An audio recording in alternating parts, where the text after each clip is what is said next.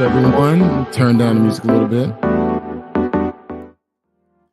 Happy Cinco de Mayo Day. Happy Friday. Happy great week. Thanks God it's Friday. We're here to have an interesting dialogue around the BRICS. Yes, the BRICS. That's been a hot topic for the past couple of months. And what I wanted to do today is actually bring in a special guest who knows a lot about economics. Guys, the only thing that I know about economics is that I took it for undergrad, macro and micro economics, and the only thing I could remember was the supply and demand.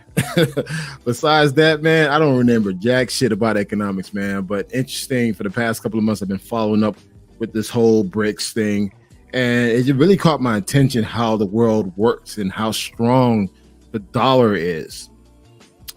One of the things that I know for a fact that whenever I pick a country to visit, the first thing I check is the value of the dollar in that particular country. Is the dollar strong? What is the return of the currency that I'm going to get? So, for instance, if I'm going to Brazil, like their currency is the reals. I try to figure out, okay, for every dollar, how much of the currency would I get that I exchange for? So I remember when I went back in 2017, it was like 4-1. So 4 of their dollars versus to 1 American dollars. Then back in 2021, it was 5 of their dollars to 1 of my dollar. Similar to when I went to South Africa. This is back in 2018. And this is where I actually, at the time, the dollar was very strong against the I think the Zen or the Zaf. The RAF. My apologies. But I remember for every dollar, I got $24 of their dollars. So imagine, guys, you're taking $1,000 to South Africa and you're exchanging that. You walking around with $25,000 in your pocket. And that's what my crazy ass did. When I was in South Africa, I took $1,000 cash, exchanged it, and I had a shitload of money. And at the time, South Africa, I lived like a king, literally, guys. I had a strong currency with the dollar. I was able to get a huge amount of cash. And also, too, I was able to take advantage of the cost of living in South Africa, especially in Johannesburg and Cape Town. Now, Johannesburg is a lot cheaper than Cape Town, but still, I was able to really get the value of my dollar. And that's what I typically tend to do, guys. A lot of countries that I go to, the first thing I look at is how strong is the dollar against their currency. I remember when I went to England, I was in London. Shit, I took a hit.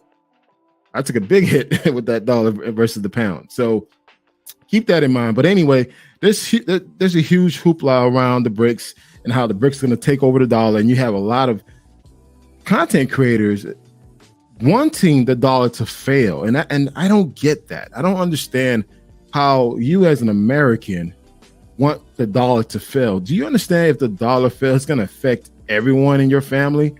Now, I understand you got some guys that are invested in crypto and other foreign currency. However, but you wishing that the dollar to collapse and thinking that you're going to benefit from it is hilarious, because the thing is, if the dollar were to collapse, our society will collapse as American. And one of the reasons most of you guys travel, particularly black men, you travel because you take advantage of the currency in other people's countries. Let's just keep it real. And I have a special invited guest, and we're going to have a real live, candid conversation around the BRICS and the value of the dollar. And we got some raw data, some real raw, unbiased data to share with you guys. And again, this is not a hot topic. I get it. It's Friday. You want to see some ass. You want to drink. This is not the platform. So if you're looking for that, there's so many other platforms you could actually join. Today, we really want to educate you guys on the value of your dollar and also why you want the dollar to win across the globe, because as an American, you want to benefit by having a strong currency versus having a weak currency. So with that being said, I'm going to invite my special invited guest, Mr. Roland Traveler with Alex. What's going on, bro? Hey, what's going on, man? Nothing much, man. Happy Friday, man. Cinco de Mayo. Yeah, Cinco de Mayo. So what? Yes, sir. So what you drinking, man? Since you don't want to do shots with me, I'm going to stay with the water. Since you're drinking the green juice. Come on, man. Since you're drinking the green juice, I'm going to go ahead and stick with some water. I got my green juice, man. Look, guys. The reason, before Friday, like in the past, on Fridays, I used to drink. Then I realized, I got to go to meet. Have a physical goal to meet. So on Saturday is my burnout Saturdays. This is where I max out on weights and I do 8 rounds of boxing sessions. So my day starts at 7 a.m., guys. So I can't go to the damn boxing gym, then go to the, Planet Fitness to start lifting weights with a hangover. So I've been drinking these tasty green juice. And what is in this green juice? Are you curious to know or you don't want to know? Cough it up, man. All right. Definitely. This green juice has spinach, kale, cucumber, green apple, and kiwi. That's an interesting combination. Yeah. I call it the super green, the Hulk. And you will be using the bathroom at least 3 times a day. But hey, your colon is cleansed out. You know what I mean? So it is what it is. Guys, it's important that you use the bathroom, guys. Don't overlook that. If you're using the bathroom once a day, go see the doctor. You should be using the bathroom at least 3 times a day. Remove all that waste out of your colon, man. Just FYI. But anyway, we have a great topic today. It's not a sexy topic. We're not talking about women. We're not talking about guys blaming their problems on the modern women or anything else in this world. We're talking about currency and how strong the dollar is versus the BRICS. And also, too, this whole fear mongering that's happening where a lot of these content creators within the travel space wanting the dollar to fail. Like they're going to actually win out of this. So what's your take on this? Absolutely not. We're not going to win out of the American dollar falling. There's no country in the world currently in the political standing, the ability to hold the currency's value like the United States. I mean, even about 5 to 7 years ago, the euro was challenging to become the international currency. And the euro has got, 7, 8 different countries backing the euro. And it still was not strong enough to stand up against the American dollar. Per capita, per person, gross domestic product is what, after the gold standard was released from the dollar, it went off of. So it's what we produce. Now we export a lot of stuff and we get a lot of stuff produced in other countries, and that's why they are thriving. We produce some things in China. We import some things and we refine the oil from Venezuela, because Venezuela is actually a high oil producing country, but they don't have any refineries. Yeah. So we import the oil, we go through the refinery process, and then we put it back out there. So we just recently also started winning against Saudi Arabia and I believe Russia when it comes to oil production as far as refinery oil production. Not necessarily us digging the oil up or pumping the oil up ourselves. So there's a lot of misconceptions out there when it comes to, if it's possible, potentially. And we're going to go into that as we go through this discussion on the standing of China's Yuan, the Ruble, and all these other benefits of why they would want, BRICS themselves would want to be in control or dominant over the income of the world when it comes to trade. And before we get into greater detail, we want to give everybody a clear definition. What is a BRIC? What is BRICS? BRICS is basically Brazil, Russia, India, China, and South Africa. That's what BRICS stand for. And basically, they decided to come together to build more successful trading amongst them, as well as the possibility of actually creating a new currency. So that's pretty much the whole summit. Go ahead. And it's paramount to what you would hear when you hear a lot of the different leaders going to the G7 committee. The G7 is the same reversed of what are the dominant currencies out there, with America being the leader. But those are also the supporting countries: Germany, England, France, Spain. All those other countries are part of the G7. So when you hear G7, that's the direct opposite of what BRICS is. And those are opposing countries politically and some other reasons why. Yeah. But even with that, we still have trade agreements with those politically opposite people. China's a big one. They're communists, but we still trade with them. We still have products produced in their country and then import them back. So even though we don't agree in our mindsets on how our countries run, it's business. It's business at the end of the day, and everything's driven by money. It has nothing to do with that side of it anymore. And one of the things I want to do before we actually take a deeper dive, and I want to give a special shout out to Mervin. It's another traveler, great guy. He and I, we have back and forth conversation within the WhatsApp groups and so forth. But again, we agree to disagree. But today we're presenting facts. And again, I've done my research. I've been learning a lot about, the whole agenda behind BRICS and what's going on, especially recently with South Africa and Russia beefing with each other. I think the South African president threatened Putin that if he were to come to South Africa, he'll be arrested on spot. So there's some issues happening between the members of the BRICS. But again, hey, we're going to talk about it. But first thing, I have this chart highlighted within the screen, and it shows you the US dollar is the most traded currency across the globe at 87%. The next currency is the euro at 31%. So we basically have over 55% head of any other closer to currency is euro. So even between euro and United States, there's a 55% difference. So should I be concerned about BRICS, Brazil, Russia, India, China, and South Africa currency to take over the United States? No, I'm not. Because as of today and as of right now, and I think for the next century, the US dollar will continue to be the most powerful currency across the globe. What are your thoughts on that? And you could disagree with me. Oh, no. You're absolutely right. If you look at that chart alone, America's GDP is just so overwhelming when it comes to these things. And even the GDP of some of these countries that are highly rated, again, like I brought up earlier, we are producing our products in their country. So that's why they're able to maintain such a high GDP. They themselves are not producing anything that's being sold on the world market. We are the ones that have our companies over there that are producing things being sold on the world market, and they're getting a share of that with their workforce. Okay, so that's how their GDP is going up. But if you look at their real national exports of their products, they don't have that many. None of these countries do. Actually, you might talk about oil, you might talk about one or two other things, but mainly most of the world's most popular, driven, branded companies are coming out of the United States. We're just producing our stuff made in China. We're producing our stuff in other countries and then bringing it back into America or selling it on the world stage. And they're getting a share of that. Now, we're speaking about GDP, the BRICS versus the United States. Can you go ahead and talk about this particular slide that you actually sharing?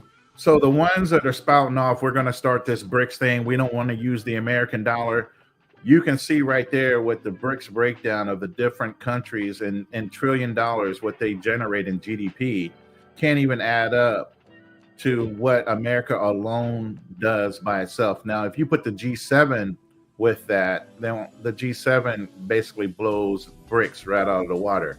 Even if Mexico was to get involved, which, if you think about it, Mexico produces a lot of stuff for us. If Mexico was to get involved right along with China, who's to say we would continue to producing products in those countries if we're fighting to lower our dollar? Believe it, the 1%ers are not going to appreciate people that we are using to produce our products trying to go against the dollar, which is what they use for their companies here in America. Question: isn't the Mexico as part of the North America trade agreement, or has that disbanded years ago? No, there's still some agreements with Mexico. It comes down to what's the best options, and a lot of people will try to leverage political agendas. They will try to leverage the ability of possibly doing something like that. Here's the thing: if you pull that chart back up again, there's no one country, even if they were to come up with a currency, which BRICS has not even come up with a currency yet. There is no one stable country within the BRICS organization that could actually handle the currency of printing, producing, and be stable enough to support that on a worldwide scale. Now understand this. China has a huge $26 trillion reserve in American currency. They would have to dump that on the open market. And all these other countries are holding American dollars in reserve to protect themselves. So you got countries that are talking all this BS about, well, we want to start our own. Well, let's look at the political agenda. Russia's damn near broke. Okay. Yep. So, and they tried to use the thing, well, if you start a war, like in America, if you start a war, it's profitable for Americans to start a war because we have so many people that are involved in war industry when it comes to production. Again, we produce a lot of stuff, but we might parcel it off to another country to build it for us. But we own those companies. Okay. Russia doesn't really own a lot of companies that produce warmongering type of stuff. So when you wage a war and you're not producing anything, it's not beneficial for you. Well, next to this, why is so many Americans, particularly what I'm noticing, and again, I'm more within the black circle, black travel circuit, wanting the dollar to fail? Like, why do they want your own country to fail as a society or as a currency? Like, what are you going to benefit from that? Not a damn thing. If anything, you're hurting yourself, you're hurting your family, and you're hurting whatever legacy you're sitting here building in America. A lot of these guys are twisted based on political agendas, the Trumpers, people just want to hype things up because clicks means money. I mean, YouTube and social media has gone awry when it comes to bolstering and putting out misinformation that it's so ridiculous now that you would rather tell a negative story when it's going to benefit your bottom line pocket, but overall it could start a whole panic when it comes down to it. And just to lead off into that, China just last year, right before New Year's, their real estate market took a dump. Yeah. Almost like America did in 2008. Yeah. Okay. They have some huge industries like that. But go ahead. Yeah. No. I just wanted to chime in on that because I did read an article about how even now they still haven't recovered from that real estate and they're actually expecting to get worse. Exactly. It's going to get worse. So before any type of recovery in China real estate, it's going to get worse. Right. And the thing is, they're not talking about the state of their economy is not going well. Russia's not going well. Hey, guys, for my fellow black men that love Brazil, their economy is not doing well at all. Nothing. So it's kind of interesting how guys wanting the dollar to collapse based on what they're hearing on social media, but yet these other countries that they want to flock to are doing worse. So if your dollar collapsed, your currency exchange value ain't worth shit. So that benefit you got as American having that dollar, you lose that benefit. I mean, think about what we were just talking about earlier. Our passport has such a high value when it comes to traveling internationally. You want to give up your American passport and go get a Kenyan passport, go right ahead. I dare say that Kenyan passport ain't going to get you as much clout, Go get that Brazil passport. Go get that Colombian passport, that Ghanan passport. Go ahead. Change in your American passport for one of those other countries' passport and see how well you're received in the countries you travel to. Not the same respect. I agree. We carry a lot of weight just with that passport alone. And from a traveler's perspective, why would you want to give that up if you're truly a traveler? And it's kind of interesting. Most of the expats, most of the digital nomads are benefiting using the dollar and having the dollar in those countries. Like let's take a step back.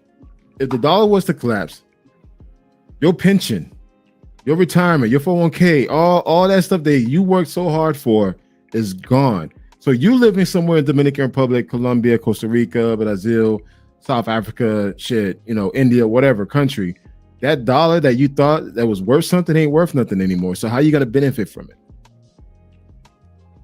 You're not. You're absolutely going to lose. It's a lose-lose situation to root for the American dollar to fail, especially as an American expat, traveler, nomad, whatever. You do not want your dollar to fail against all the currencies that are out there in the countries that you travel. But wait a minute. What about the cryptocurrency guys? They really want the dollar to fail because they want the cryptocurrency to be the primary currency across the globe, which I don't know how that's going to happen because there's over like 1,000 different cryptocurrencies out there, but they wanting the dollar as well to collapse so they could benefit from the crypto side. What are your takes on that? There is no money being made in crypto right now. Why do you think China dumped all their video cards when it came to crypto mining? Not only because they changed over the software, but because it's so volatile. I've always said this to all my clients that I've ever dealt with. Cryptocurrency is very volatile. There is nothing to base it off of. Human bodies, any kind of precious metals, nothing. It is all hypothetical evaluations and what it's being used for. Last year, it was $56,000 per one Bitcoin. It's down to 26, 24 now. In a year, you've lost half the value of one coin. Think of all the people that had hundreds of those coins. How much money have they lost per coin? You know what? Let's talk about the scams out there that have been taking advantage of people's ignorance. I'm guilty. I'm guilty myself. I've lost 10,000. I lost 10,000 in Ethereum. I was part of a Ethereum mining group that was a farce, a Chinese farce. They closed that up and took all my money with them. Yeah. Same to me. I remember I was doing my morning trades and I noticed I couldn't log in. I'm like, what the fuck? Like, that's why exactly can't what log happened. in? And, okay, cool. So I wait. I'm calling my friends like, yo, can you log in? Like, no, I can't log in. It's like, what the hell's going on? Mm-hmm. Next thing you know, they send a damn fucking email, and there's a pop-up notification that tells you, we're currently, doing a system override or whatever. And, 5 hours went by, 12 hours went by, a whole day went by. It's like, no update. Shit. No update. Man, no update, nothing. Next thing you know, the system is down. Like the site is down. And I'm like, wow, my money is gone. Yeah, that's exactly what happened to me right before Chinese New Year, February 2022. They shut every farce of a freaking Ethereum mining group down. And they took their Chinese New Year and disappeared. It's kind of similar to the whole the guy that ran the FTX. Mm-hmm. I mean, he's currently, I think, he can't leave outside the US. He's under investigation. That whole thing just kind of went out of the water. But yeah, man, it's just like, again, I think this whole fear mongering is being pushed by these content creators and by the media about how the BRICS going to take over the dollar's going to collapse and so forth. And people pushing this to happen is point blank stupid as an American. Like, one thing I can say, I'm a Haitian American. I came into this country in 1978, and I can share this with you. First, I'm proud to be an American. I'm proud to be a Haitian American. I'm blessed to be in this country. When I say I'm blessed, I'm from a country called Haiti, which is the poorest country in the Western Hemisphere. My mother was homeless with my older brother. My brother used to tell me stories of how he used to feed himself. My mother had a chance to come to the U.S. My mother retired at 55. You think if she was still in Haiti, she'll be able to retire at 55 years old? No. Guys, if you see what's going on right now in Haiti, where they literally chopping up people alive and burning them alive. I've seen videos because the gangs are trying to take over the country. The gangs already took over the capital. So they trying to run the country. And guess what?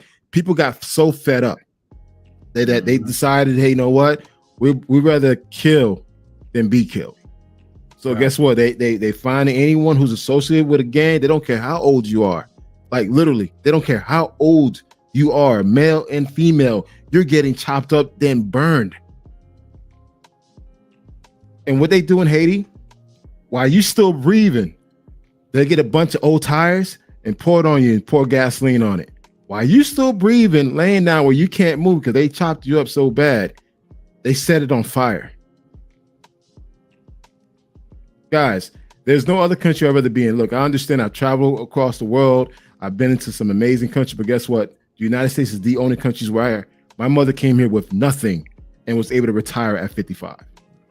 My mother came to this country on a raft boat, just like how the Cubans come in and how the Haitians come into this country. I came into this country the same exact way. My mother was able to retire at 55. You think she'll be able to retire in in Haiti? Fuck no. Absolutely not. So for me, I'm proud to be raised here in this country. I'm proud, like when the whole, Black Lives Matter was happening, people was, taking the knee. I couldn't take the knee. I had to stand up because I understand, yes, nothing's not perfect. I understand that. But guess what? Guys, we have it good in this country. For the true travelers that have been around the world, that's seen real shit, that's seen real poverty, that's seen some real slums, not ghettos, slums. Right. You are blessed to be in this country. Go to Brazil and go to the ghettos out there and see how life really is. As much as we want to go out to these countries, there are more people trying to come into this country. They're risking their lives walking from Colombia, Venezuela, through the Central America, all the way to Mexico, risking their lives, leaving dead bodies, their sister, their brother, their mother, their father behind, just to come to the U.S. So for me, it's just like, hey, I'm a proud American. I don't want the dollar to collapse because if it's collapsed, I'm fucked. My retirement is fucked. It's just, I got too many money built around this country, and it's just like, for the guys who want this country to fail, just want the dollar to collapse, you're selfish because I know you probably have your own unique agenda behind it. What's your take on it, Alex? You're exactly right. I mean, anybody that's hyping up the BRICS situation from, it's gonna happen eventually. No, it's never gonna happen. Not with those individual countries that are involved right now in BRICS. There's no way. They're too destabilized. They're not honorable even in their politics and how they deal with their own people, let alone on a world stage. They're not reliable enough for a lot of countries to get behind them controlling how the currency works on the world stage. It's just not going to happen. Hey, what's up, Bert? So yeah, I mean, traveling all over the place, and it started off for me in the Philippines. I used to pull into a port at Subic Bay on the island in Olongapo was the city. And to get into Olongapo, you had to walk across this bridge. And that river that we walked across, it was full of filth, all kind of dirt and feces, and kids were diving under the water to get coins that the servicemen were throwing in the water. Now, back in those days, they still had the street where there was a line down the street where people were dumping their feces and all their waste down the middle of the fucking street. You see things like that while you're traveling in the military. You have a whole new opinion and appreciation for what a ghetto is versus what we claim a ghetto is here in America. We still got it good. Guys, understand that what we have here, our ghettos, is like Beverly Hill for a lot of people outside the U.S. Without a doubt. Not too often you see, like here in this country, you can live in the ghetto but yet drive a Range Rover. You can have a 75-inch television in your project. You get food stamps. You get other government assistance aid to assist you for your living. These countries, BRICS, Brazil, Russia, India, China, South Africa, they do not provide any type of governmental assistance to their citizens. If you poor, you got to figure shit out. Right. So, and you want these countries to come together and to create their own unique currency to outbeat the dollar, yet you don't see how they treat their own people there. Like, guys, I understand United States don't have everything perfect. Great. I know there's racism, classism, everything. Yes, I understand that. But guys, go to these countries, see how these people live in those countries. That's a good indication as far as, I think I got it good in the States. Exactly. I mean, going back to even China with this whole real estate crisis, the minute and Chinese people, if you know them, they pride themselves in savings. That's how they value their family members, their legacy. They save a shit ton of money. When the market took a dump based on their real estate companies that were defrauding the people that were buying into these properties, they closed all the banks. Yeah. None of these Chinese people could get their money. And it's still going on. It's been over a year. And you still got millions of people that don't have direct access. You have people that were hired by China going behind people and taking their debit cards, seizing their debit cards from them so they couldn't even access money. You know? So you have it so much better in this country because we do have rights that are being followed. We do have subsidies and programs that actually assist the ones that are in need. There's a lot of countries, and you go to Philippines, you go to Thailand, there is no welfare system. There is no social security type of benefit. That's why when you go over there, they're really happy to see an American expat. They have no problem because you're their retirement. Why do you think the parents are being taken care of the children? And it's already set up in a system for the next child, or all the children that they have are going to be taking care of that mother and that father until they die. And then that's going to repeat itself. So they have to keep their populations high because that's the resource they use for their retirement is their children. Unfortunately, it's kind of fucked up as a parent to do that to your child. Survival. But that's the only thing that they have, you know. I mean, guys, the United States is one of the few countries where you could literally come here with nothing. Shirt on your back, $5 in your pocket. Your next generation will be successful. Your kids will be the next doctor, the lawyer, the next engineers. That's what we're seeing. Immigrants are coming here, working hard, doing the BS jobs that most Americans don't want to do for cheap, for half the cost. But guess what? They're making sure that their kids are going to school, getting those engineer degrees. Because I'll tell you this right now, guys. I'm in IT, and I work with engineers. I don't see us. I see Indians, Asians, Caucasians, and now I'm starting to see more Hispanics. I don't see black folks at all. And this is within my profession. Imagine the more other civil engineer, industrial engineer, mechanical engineer, the one that really pays the big bucks. You're not going to see us there. You know what we do? We focus on the government jobs. We want the city job, so we get that pension. And I understand, which is always great. But guys, these other people that's coming to this country, they're leaving their country. Like India, they're part of BRICS, right? But go to any IT firm and see what the number of Indians working within those roles. They're coming here. And some of them are willing to fraudulate their degrees and certifications just to get here. So if you wanting the BRICS to win and collapse the dollar, you're not bright, because the thing is, you're gonna have a shitty life because that dollar fucking fails. Already, we're in a recession. It's what it is. As much as people are out buying things and traveling, we're still in recession. But the dollar is still strong across the globe. And it goes back to what I said in the beginning. Most of you guys, let's keep it a buck. And Alex, you can chime in on this. Most of you guys go to countries where the dollar benefits you. It is what it is. You're not going to Europe. You're not going to London. You're not going to Germany. You're not going to Spain. You're not going to shit. You're not going to fucking France. Right. You're going to Dominican Republic. You're going to Colombia. You're going to Thailand, Philippines, where the dollar is very, very, very strong. Now, if let's say the dollar were to collapse, would you still go to those countries? Let me know in the comment section. Would you still go to those countries if the dollar were to collapse? Would you be able to travel? That's the next question. I mean, Alex, what you think? I mean, coming from the industry I came from, which is financial planning and retirement, these are some of the strategies I used to discuss with my clients a lot.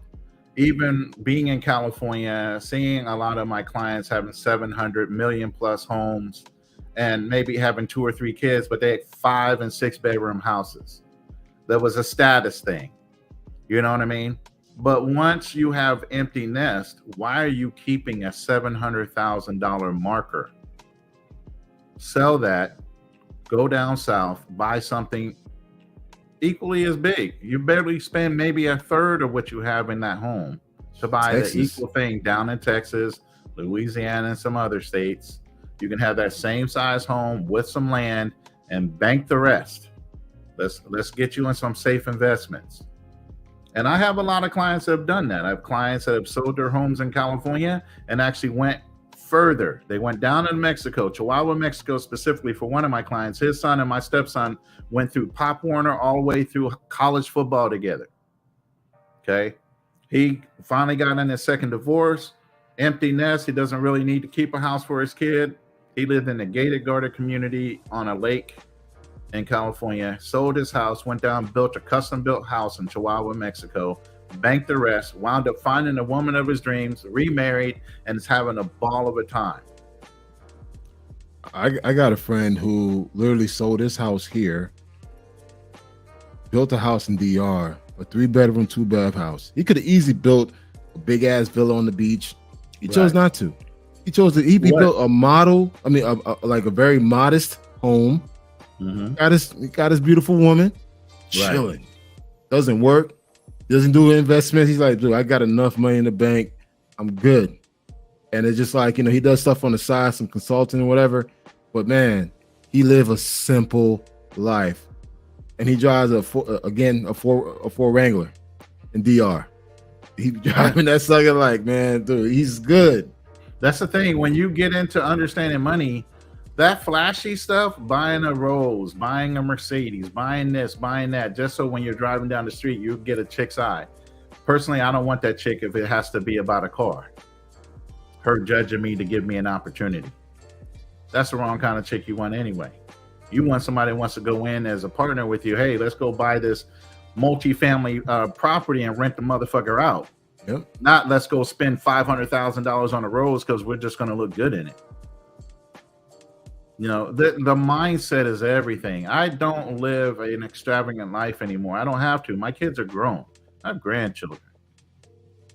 My idea is just buying land here in Texas is for leaving it as a legacy for my children, but that's going to be left in a legacy behind a trust.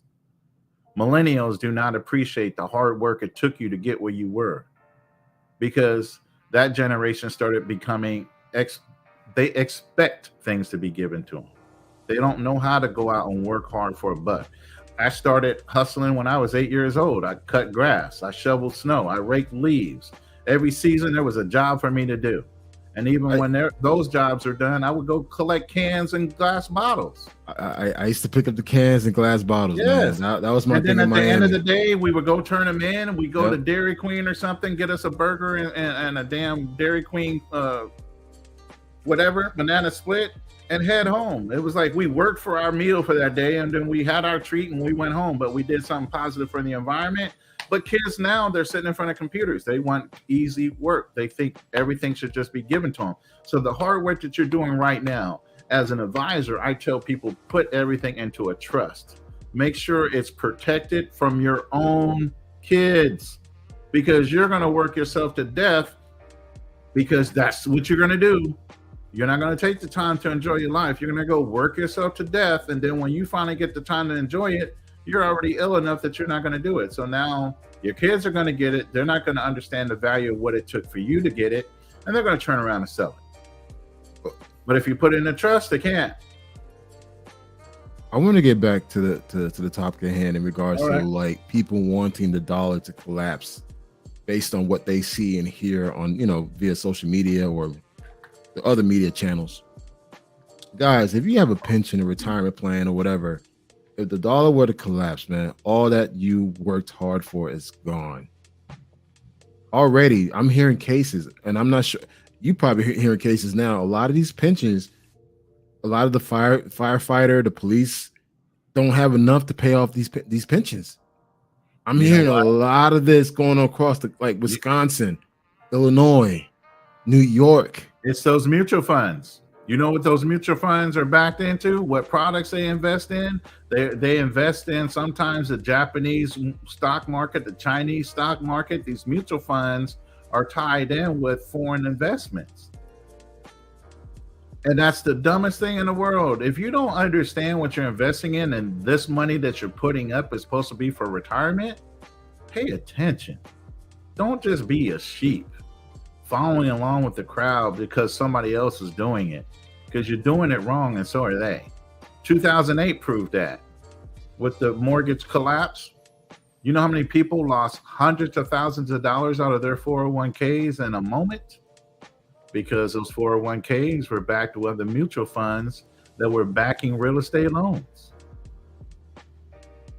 I mean, guys, right now we are in a recession. They don't want to officially say that we're in a recession, but we are. I mean, all the signs are there. All the red flags are there. Like even right now within the tech industry has some of the brightest, smartest people in our country in this particular field. Do you know, as of this year, as of May 2023, 650 tech companies have laid off over 190,000 tech employees.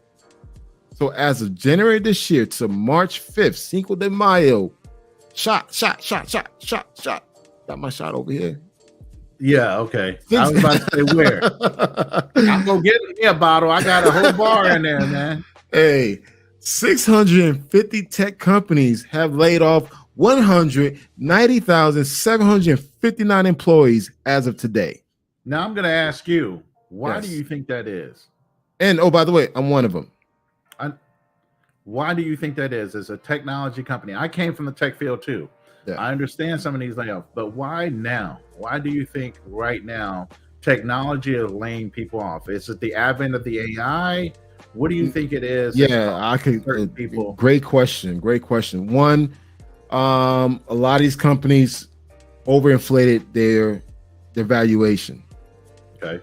A lot of these companies overhired as well. During the pandemic, a lot of companies were kind of scarce in regards to resources. So they just trying to get people, like as many people as possible to work to keep the business going. Because, as of March, was it 2021, the world stopped. Or was it 2020? Damn, it was so 2020. Yeah, wow. 2020, yeah. 3 years, man. Mm-hmm. The world stopped. So a lot of the companies panicked. So they started hiring just everybody. And the fact that it was a really a hiring market, a lot of people that was going for those positions were requesting more money to come in, and that affected. And two, they realized their revenue was not meeting the marks. So a lot of the tech companies were still in the planning phase. They were not in the maturity phase yet. Like the Apples or the Microsofts, they're more the maturity tech companies.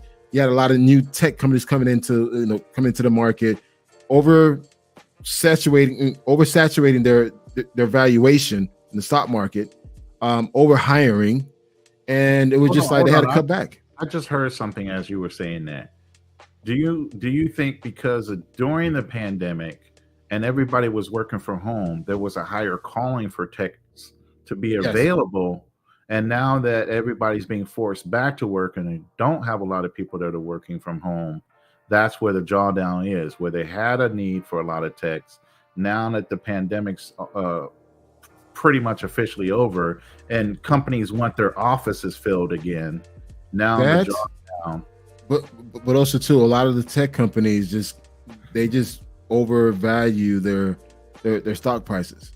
So once they realize like, hey, This company is not worth $1 billion.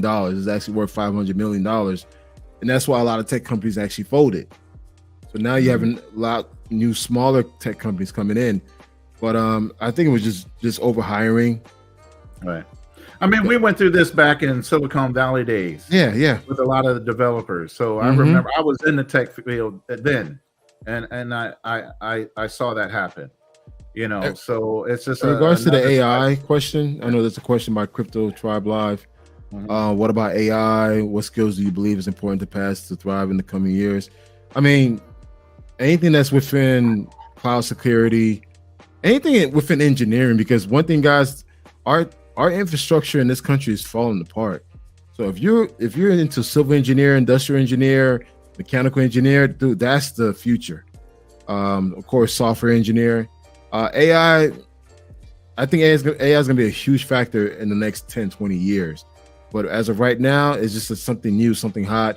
If you understand how to use AI to benefit your life and benefit your job, then you're in the forefront. But guys, don't be afraid of AI. You just got to embrace it, man. It's one of many new technologies that's popping up. And the sad thing is, we as Black people, we always tend to be the last one to adapt to it. I already told you I work smart. I don't work hard. Yeah. If I can find something that's going to help me do some of the things I could parcel off to it so I can do the things I do good, I'll be the first one to use it. Guys, with AI, there's so much you could do. You could write a book with AI. You could do so much with this tool. And I mean, you could generate certain images.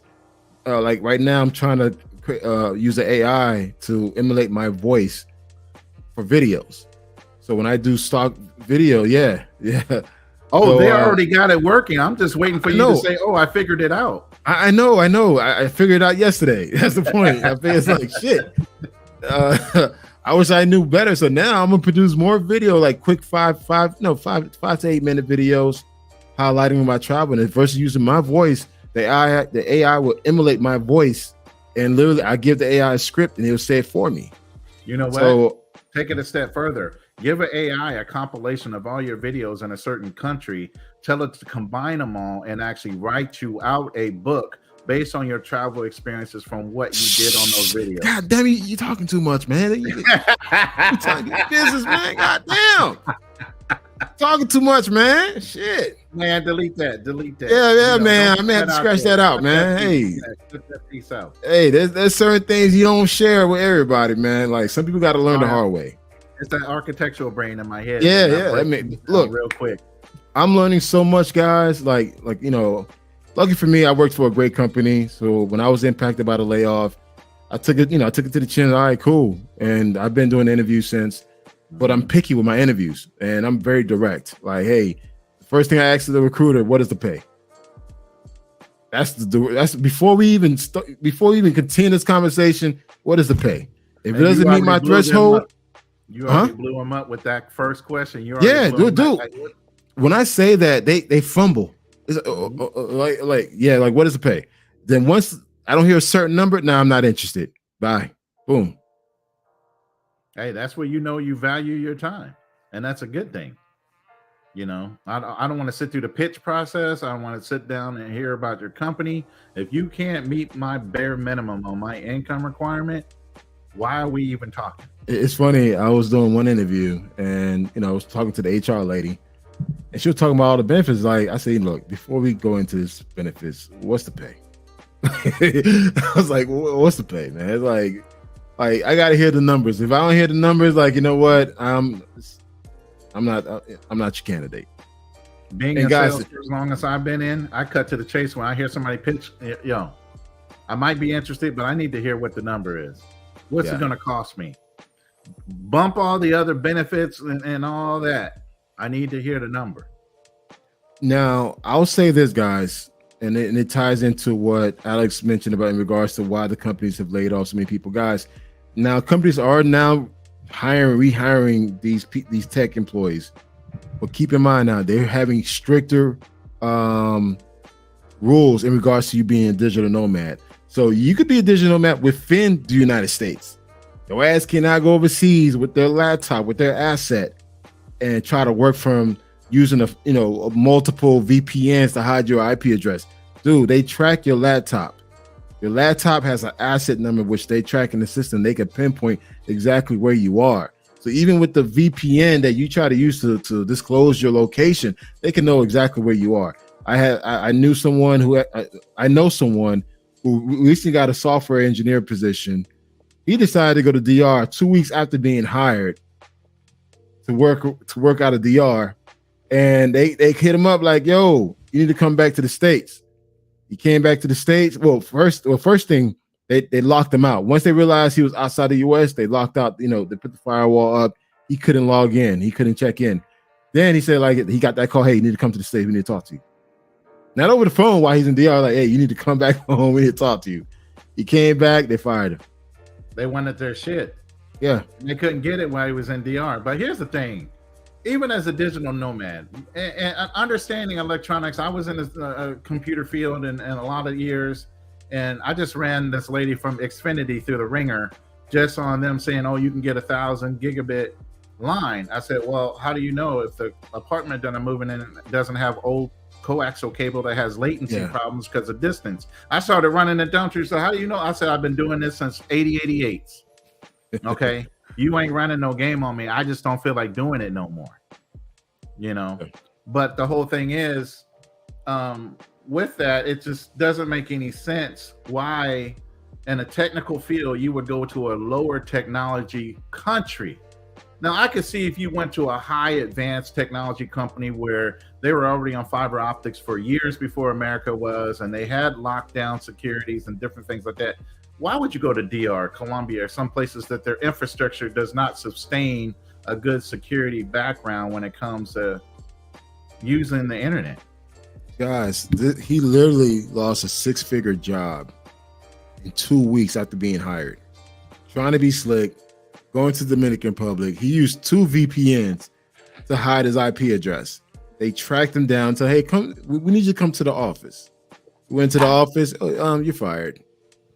You're not allowed to take our asset overseas." And you have a lot of guys doing that. Like, they trying to be slick. And it's like a lot of these software companies, cybersecurity companies do not want their asset outside the US. Because guess what? During the pandemic, there were a lot of cases where men were using their laptop in Colombia when they got drugged and robbed. And guess what they took? They took the laptop. Guys going to these countries losing their laptop, or stuff gets stolen out of your bag. So now you got sensitive company information on your laptop being somewhere sold to a local pawn shop. And could that be how all these companies right around those years were already starting to report how many thousands of social security numbers and things were exposed? Well, that's different. That's more those breach at the, Equifax, TransUnion. That's different. But the thing is, a lot of companies don't want their data to be overseas. Okay. And of course, data is being transferred to wires across the ocean. Dude, anything can happen. Anonymous could come in and snatch a lot of that information out of the sky. So, guys, if you want to be a digital nomad, be smart. Make sure you get the security clearance to do that. Make sure you ask your employer if it's okay for you to work overseas. Don't try to be slick, because again, I'm part of these WhatsApp groups and these Facebook groups that are telling you, hey, you could get the VPN to hide your IP address and all that stuff. So they know when you're out of the country, and you're going to sacrifice a well-paying job just to be around some ass. That's stupid. Or now, you take advantage of that 6-figure job, and you're taking advantage and exploiting it in a third world country. You know what? Again, they're using the dollar, which they benefit, as an advantage. So if you want the dollar to collapse, you no longer have that advantage. So you favoring the BRICS to take over the dollar is stupid, because that's going to affect everyone, your family, your investments, anything, man. It just doesn't make any sense. And to be honest, after like learning more today about BRICS, what's going on, look, the dollar is no threat at all. BRICS don't even have the infrastructure in order yet. There's so much turmoil going to happen in these countries. You a couple hours, a couple links to see how ridiculous the notion that BRICS could even stand up to the US dollar. But How many months and months have you heard social media, the news, hyping up this whole situation like it could happen? What is the motivation behind all that?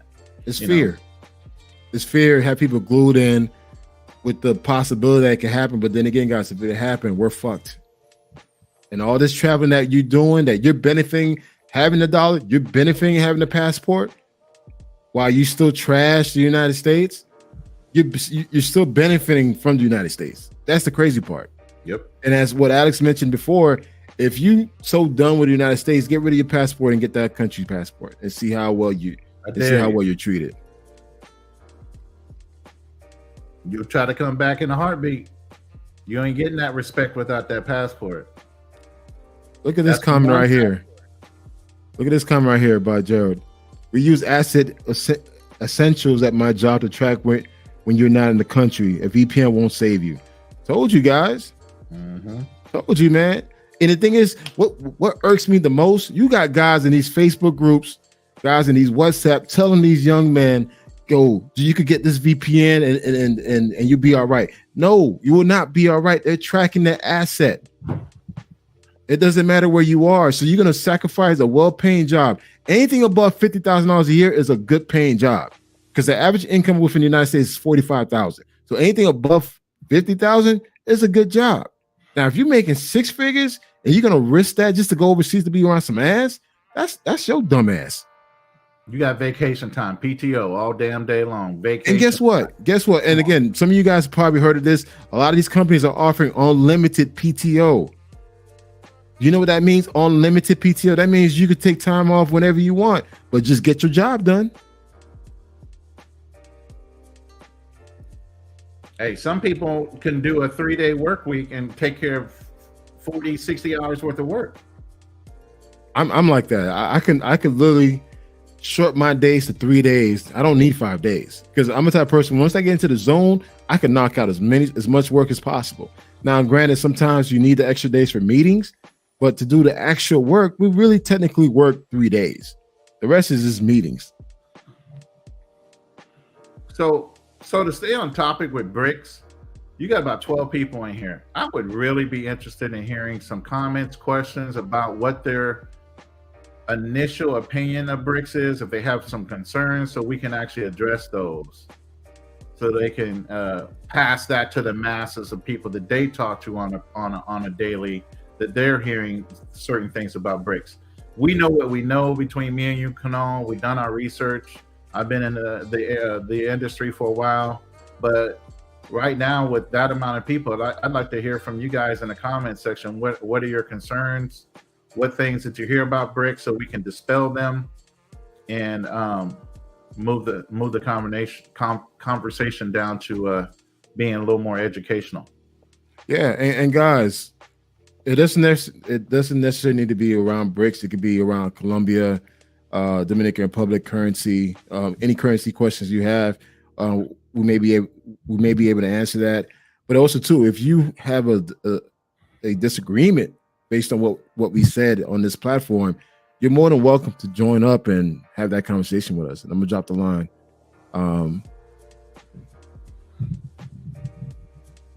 Because the thing is, there's a lot of misinformation being pushed out there without real data to support what they're saying. So guys, just be smart, man. You don't want the dollar to collapse. You want the dollar to always work and be powerful for your kids, for your grandkids, for your legacy, for your investments. It's just anyone who's encouraging the dollar to collapse, you're a fool, because you still live in the United States. Live in the United States, save your money in the United States, looking for your retirement from the United States. Looking for a job in the United States. Let's take it back. You're looking for a job in the United States. You're trying to change careers within the United States. You're not looking for a job in another country. You're not. You're trying to find a job here so you could go overseas. Exactly. No questions? Oh, we got Todd. No Todd, if you can you show me your face? I just want to make sure you're a real person, because I got flashed last time. You're in the back end. No one will be able to see you. That's nasty. Yeah.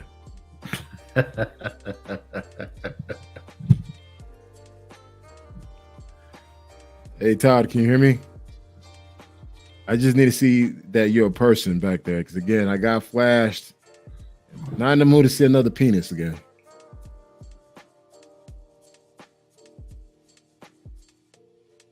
All right. Was that your head? I see. No one can see you but me, man. I don't get that. That's all good. I can't see your face, man. All right, I see you now. I see you. All right, cool. What's going on, man? Nothing much, man. How you doing? I'm doing all right, man. So what's your take on the topic, man? You agree, disagree? What's your thoughts? Hey, well, I'm kind of coming in blind right now. Okay. And I know how people generally kind of treat the topic of BRICS and all of that kind of shit. You know what I'm saying? Yeah. But ultimately, what I think it is just an alternative for the same, system of. My bad. If that was too loud, I'm walking down the street right now. No, you're good. You're good. We can hear you loud and clear. All right, but it's just an alternative. You know what I'm saying, for the quote unquote global South. It's like a global South alternative, essentially. Break down what you mean by global South. All non-Western based NATO descendant countries.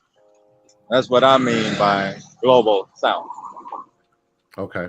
You see what I'm saying? So like if the US say, hey, get your ass out here on the fucking street and twerk for this particular reason, and they say, no, we don't feel like it. You know what I'm saying? Like those countries. I get that, and coming from a military mindset, if you sent your sons and daughters all over the world to protect these countries that are sitting there saying they're not going to do certain things for you, you don't think you deserve some semblance of respect when it comes to that?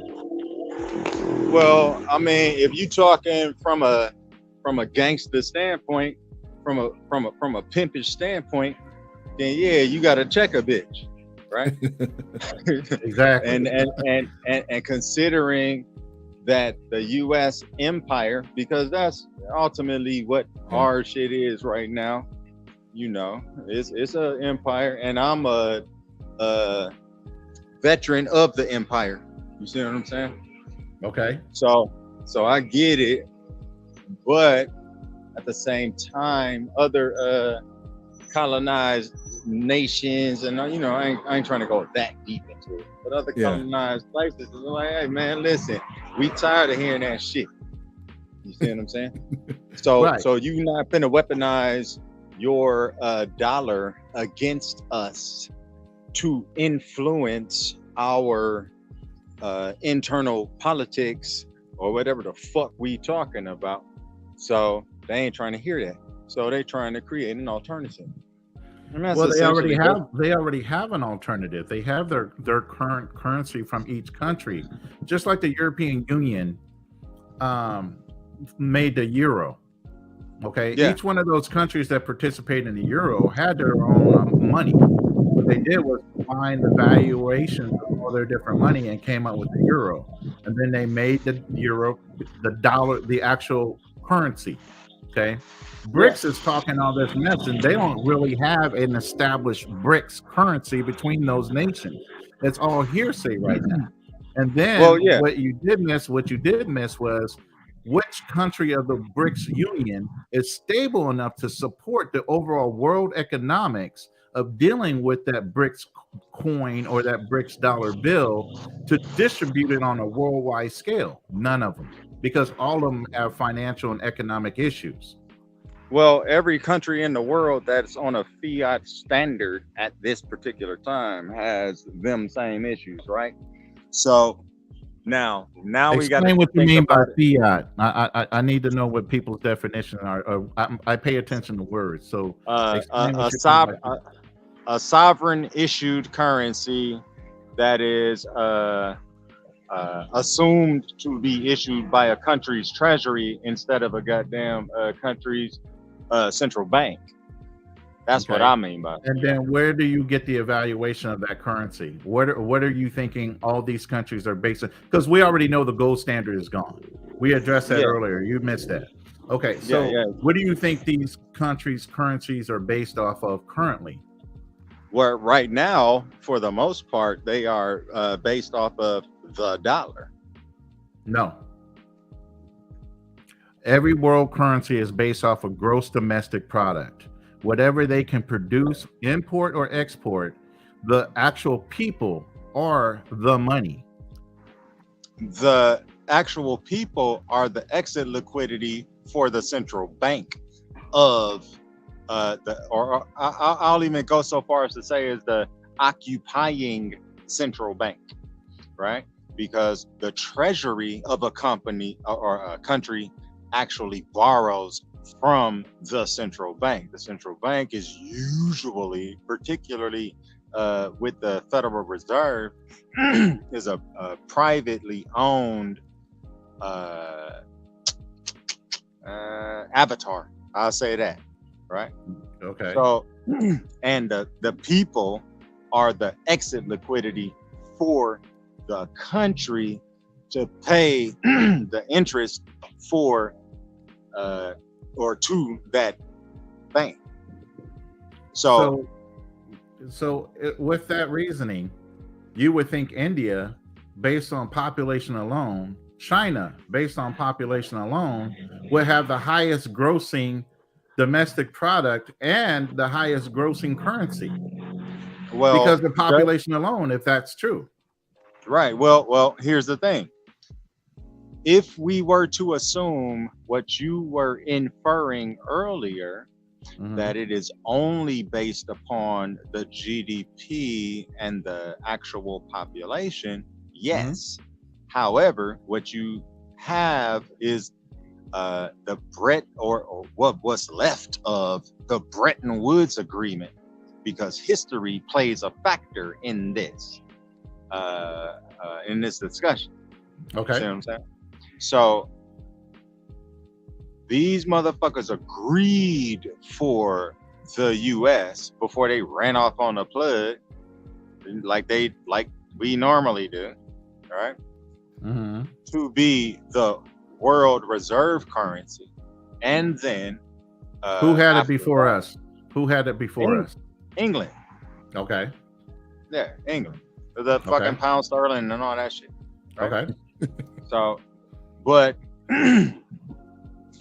so the rest of the world actually agreed to that. That's why not so long ago you had the people of the WEF and or the Bank of International Settlements essentially throwing out there, hey, we need a Bretton Woods Part 2.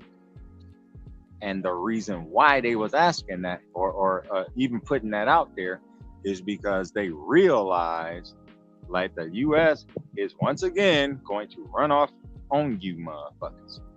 You see what I'm saying? Ain't no way in hell or heaven or earth that we finna pay off no $30 trillion worth of debt. So if you're talking about the Austrian economics kind of system where, hey, well, if you are the reserve currency, you ain't got to pay off shit. Y'all motherfuckers just do what the fuck we tell y'all to do. You see what I'm saying? And when people falsely, in other words. Right. And when people falsely say that, oh, the US dollar isn't backed by anything, nah, that's false. The US dollar is backed by bombs and bullets. Period. Is that the only thing it's backed by? Threats? It is. So you're saying the US dollar is backed by threats? What I'm saying is the most concrete, consequential thing that the US dollar is backed by for any naysayers is bombs and bullets. That's what I'm saying. Okay. Let me ask you this, Todd. If BRICS were to actually form a currency, Would you think that currency will go against the dollar as far as like competitively across the globe?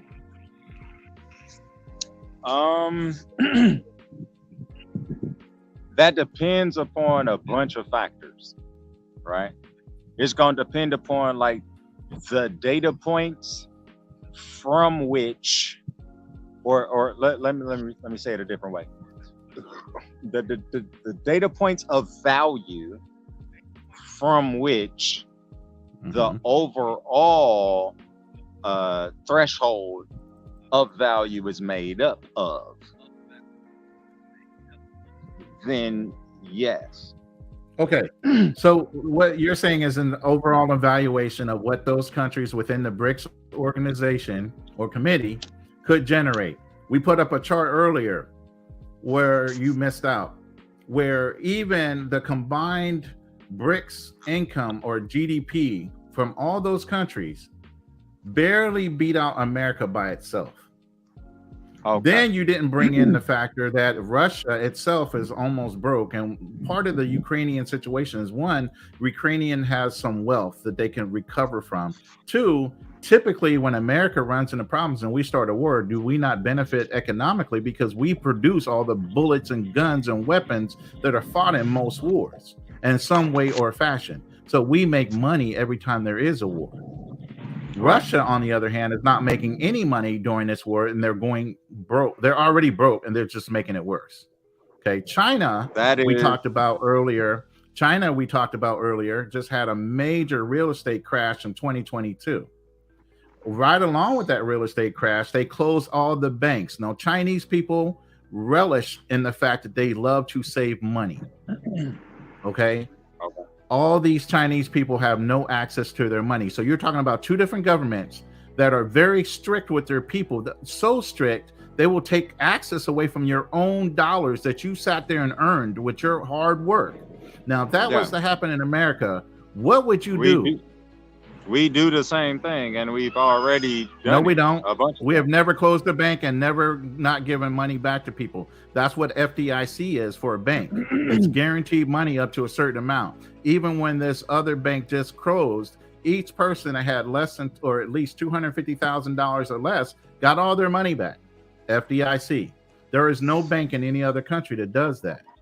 Well, what you fail to either acknowledge and or realize is that when you're talking about the derivative market of value, it far outweighs what the FDIC has on hand. So I'm gonna just use this for an example. Let's say you got 50,000 banks, and those 50,000 banks total assets end up being somewhere north of like $500 billion. And I'm just making these numbers in. The FDIC on hand ain't got 50 or $500 billion. They got like $120 billion to account for 50 billion or $500 billion worth of assets. So it's already at a loss. Now, what I'm saying is because ultimately what these things are is capital controls and goddamn transfers of wealth. The US, we just do that shit different, but we do the same thing. That's what I'm saying. That's my premise. We do the same thing. That's why right now, what you have, all these banks collapsing and shit, because you got the Fed with the interest rate hikes and all of this kind of shit. What you're doing is debt consolidation, essentially, where regional banks can't stand the rain and they end up having to succumb themselves, sacrifice their motherfucking self at the altar of the so-called systemically important, quote unquote, too big to fail banks, i.e. JP Morgan stuff What was like your opinion of 2008 when the banks crashed then? Whose fault was it?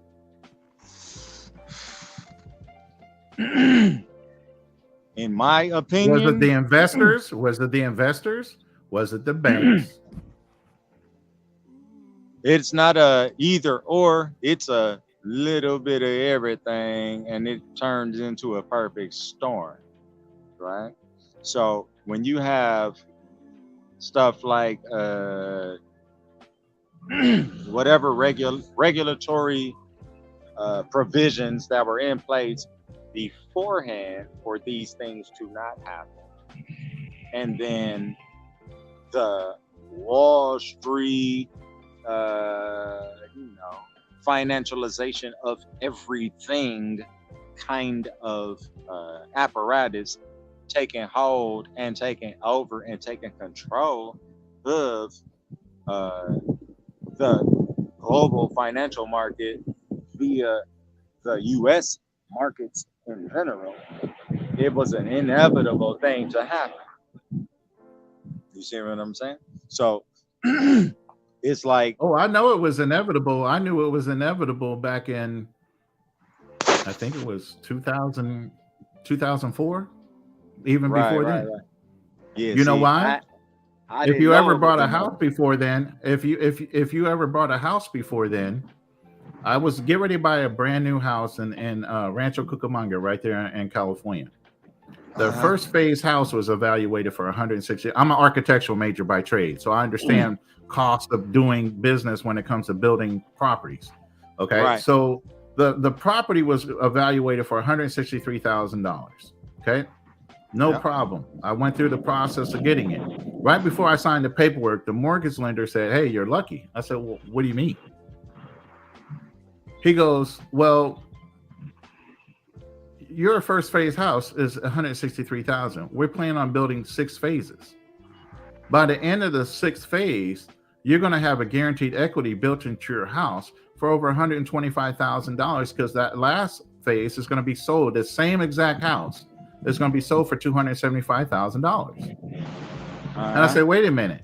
Are you changing wood I-beams to steel I-beams? Are you changing standard porcelain or wood countertops to standard marble? What are you doing in order to generate that type of growth over that short period of time?" I get cost adjustments for cost of living and inflation and all those things, cost of labor, Right. but to ramp it up so high that you can get $125,000 built into equity of a house just because you say so. We're the appraisers that are double checking your work as a builder. That's what an Right. appraiser is supposed to do. Evaluate the property for its true cost, not your associated cost. Right. That shit is still going on to this day. I just went and looked at some houses in the market and said, "What's your first phase house go for? And why is this one going up anymore? Have you changed anything?" Right. To this day, a lot of appraisers that are dealing with builders and developers are not truly evaluating the property for the cost of what the materials and the labor is put into it. Right. That's why And that's- even last year you had people paying over $100,000 to $200,000 of their own money to buy a flipping house during the pandemic when that wasn't necessary.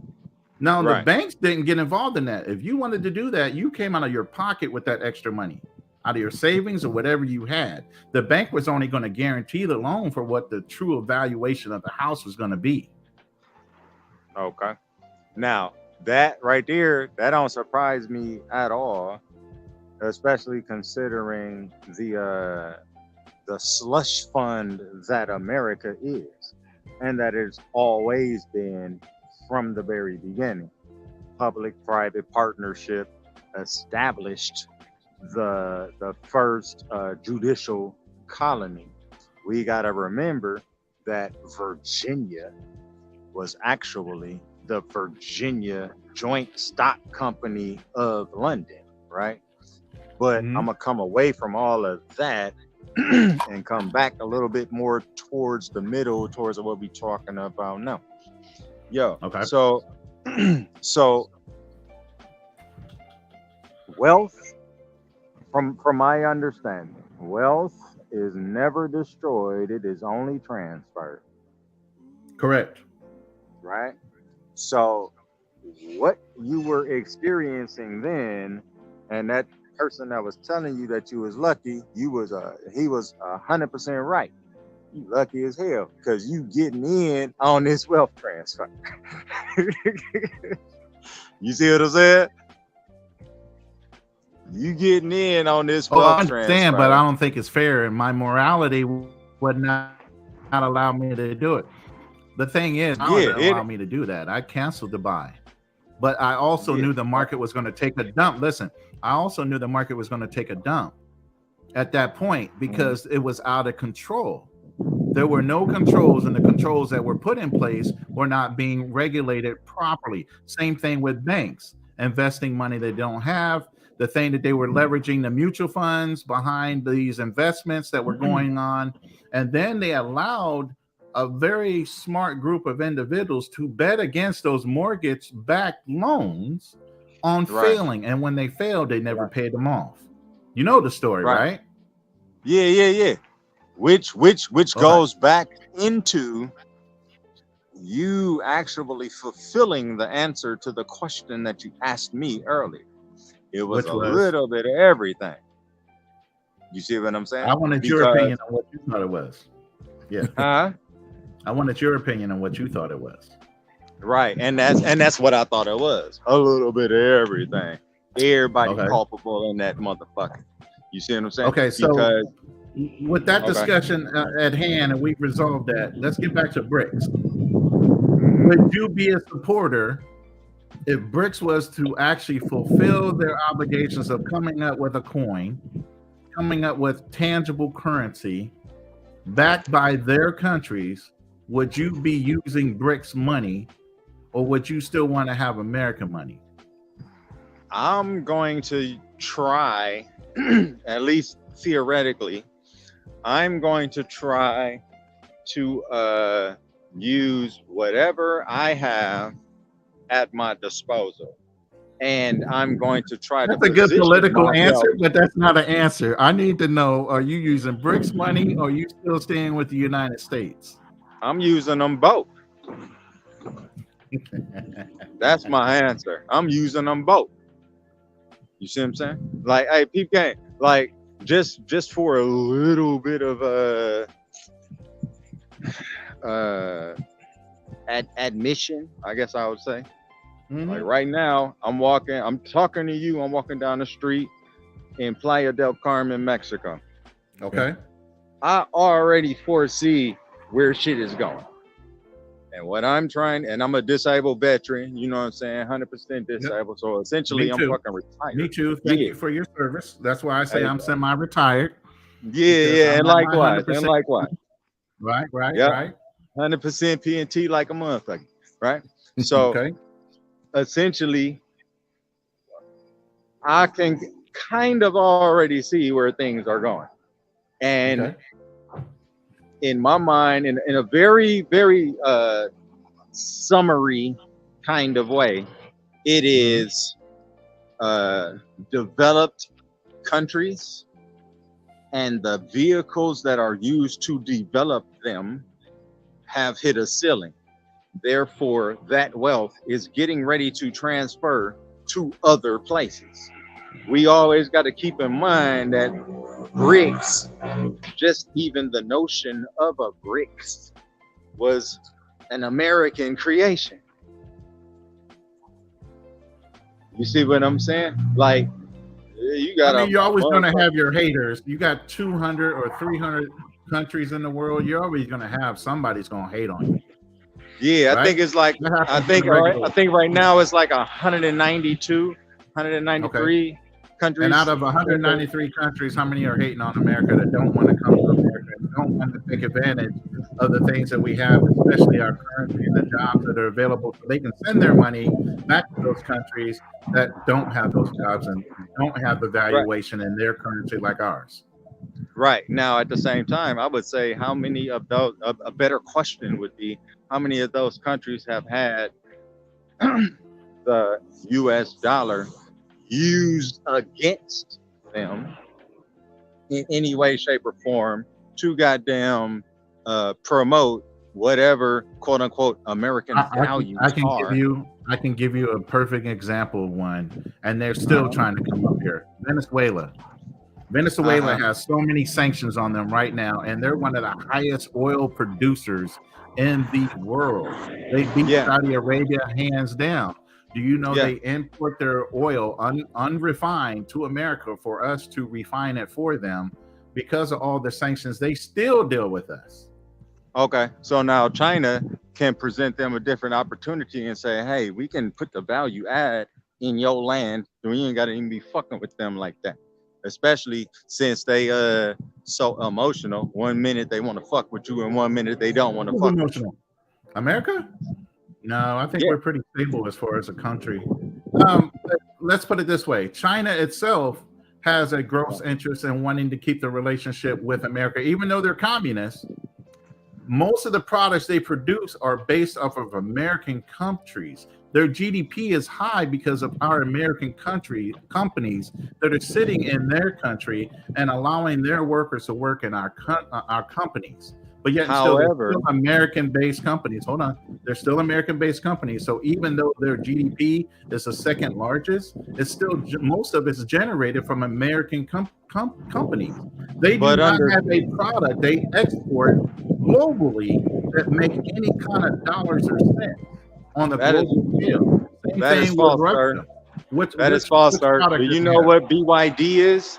What is BYD? Do you know what BYD is? Explain to me. What is BYD is the leading electric vehicle manufacturer in the world. It is not Tesla. It is BYD. Okay, and how long has BYD been available? How long has BYD expanded to where they're in the American market? And the only reason they're in the American market because right now we have a green agenda where they're trying to get most of the vehicles from being gas to being electric. Understand so that's one product. That's one product. Name. Understand what I'm saying to you. It is the future. You're saying it's one product, like me telling you that it's fucking TCP or some shit. Like, hey, the internet is built off of TCP. So BYD is a leading EV manufacturer in the world. And China also has secured the ability to create their own batteries for these EV vehicles. How did they do that? Careful planning. Well, first of all, they can produce most of the shit they sell. How about theft? Because most of the stuff they're getting to make a battery is coming from Africa. Okay, so let me ask you this. If I say you are 100% true in what you just said, what the fuck does that mean? What does that matter? When you have countries that are relying upon other countries, if those relationships break for any reason, or that country gets fed up with that individual country bothering them, they can close their borders. You said it's Africa. nothing. You said Africa. You're talking about a continent, not a country.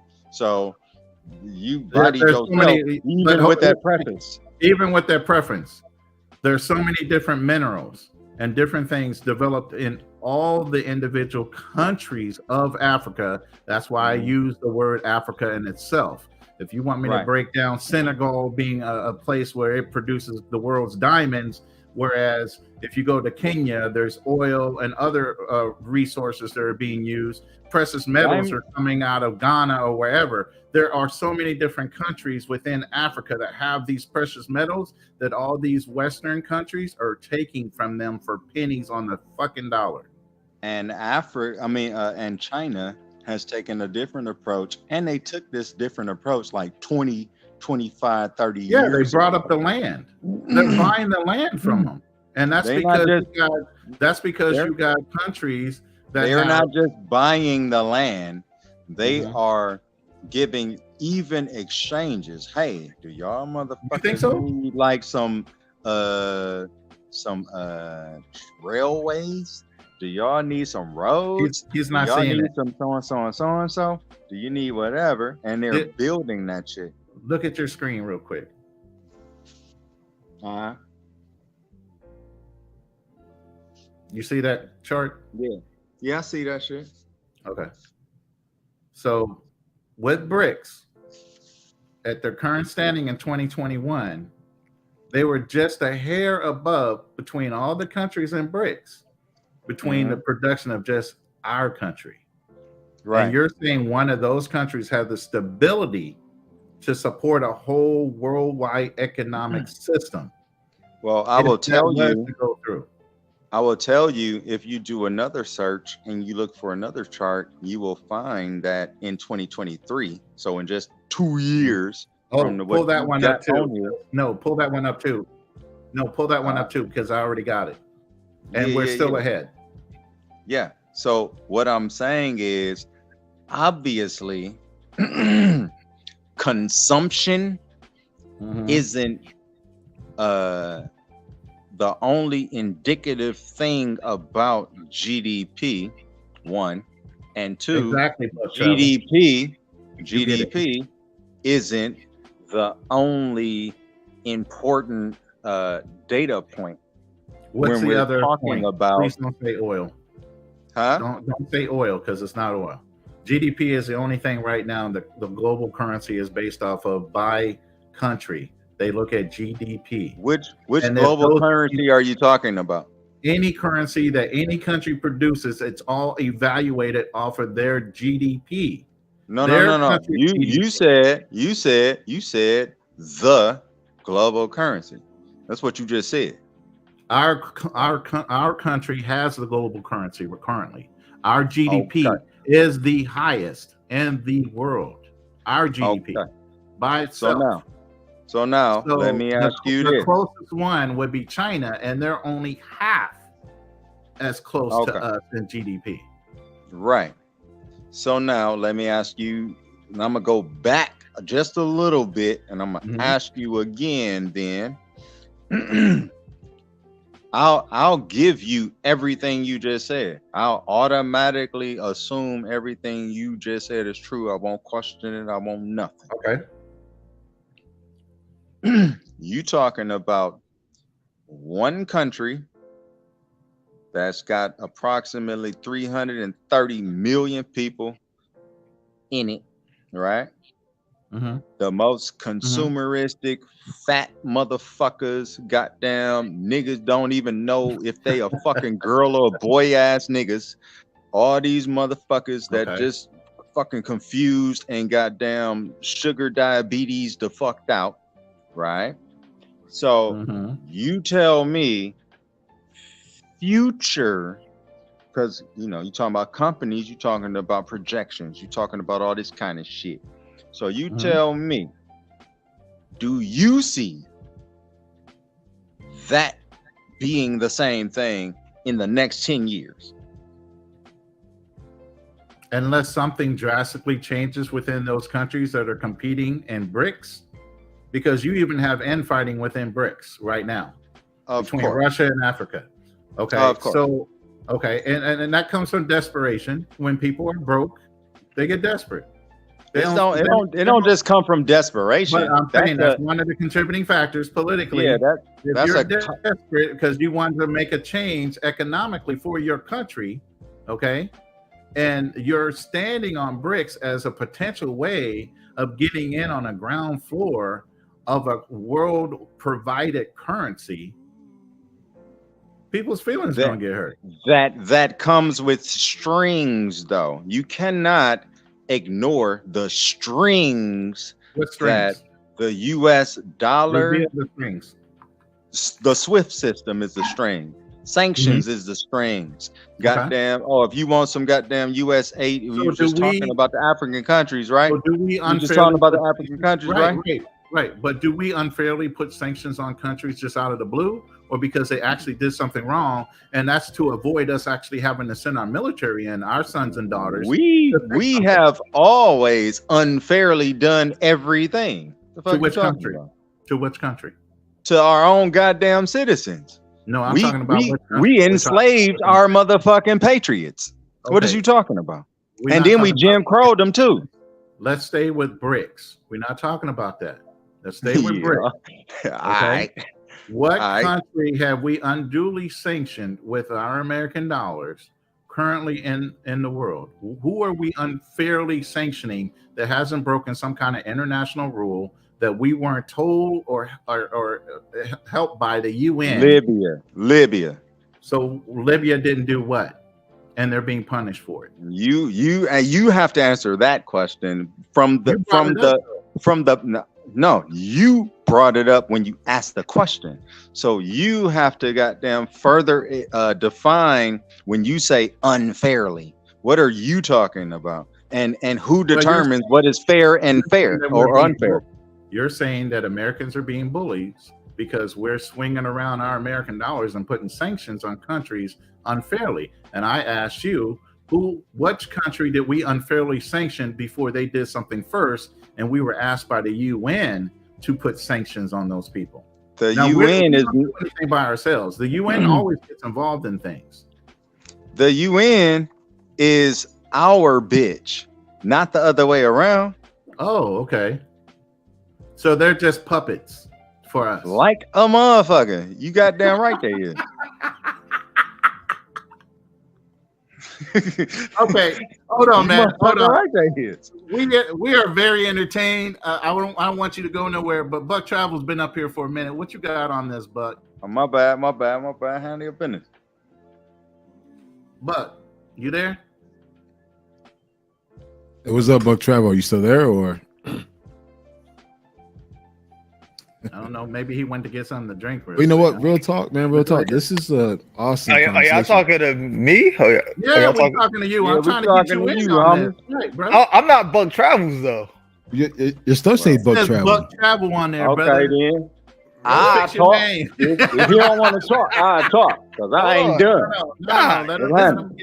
This Bobby. Oh, it's Bobby. Yeah, this is Bobby. For some reason, I was looking at. But you got Buck Travel up there, so that's why. Hey, first thing first, I just want to say I'm really enjoying this conversation. Like I'm just sitting back. Right. I know my lane. I got two veterans going at it, talking about some stuff that you got two veterans going at it in a civil manner. Nobody's No. I love this. I love it. Like I'm actually learning. There's a level of respect even when you have a conversation. You know, I'm actually learning from this conversation. I'm just sitting back, just drinking my damn green juice and just listening. I'm like, okay. I could be halfway into about 4 shots right now, but somebody don't want to drink. Well, tomorrow definitely I'll be drinking with you, man. Come on with it, Bobby. What as far as like the dollar and the BRICS, I think it's overblown. Like it seems like every like since I've been like really got into finance, it seems like over like the past like 12 years, 13 years, we always have like a what? That's accurate. 2001 is when BRICS started first coming out of the woodwork about it. 2001. So that's about right. 12, 13 years. Yeah, it seems like they always have like a scare where you'd be like, okay, they're gonna have de-dollarization, but people fail to realize how big the dollar is and what you need to replace it.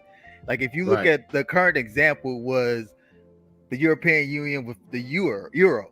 When you adopt the currency, people would have failed to understand that even though they say the 5 countries adopt the currency, just because they adopt the currency doesn't mean they're economically aligned with each other, because every country has to have their own central bank to basically keep their interest rates and their GDP within a range, like their economic progress.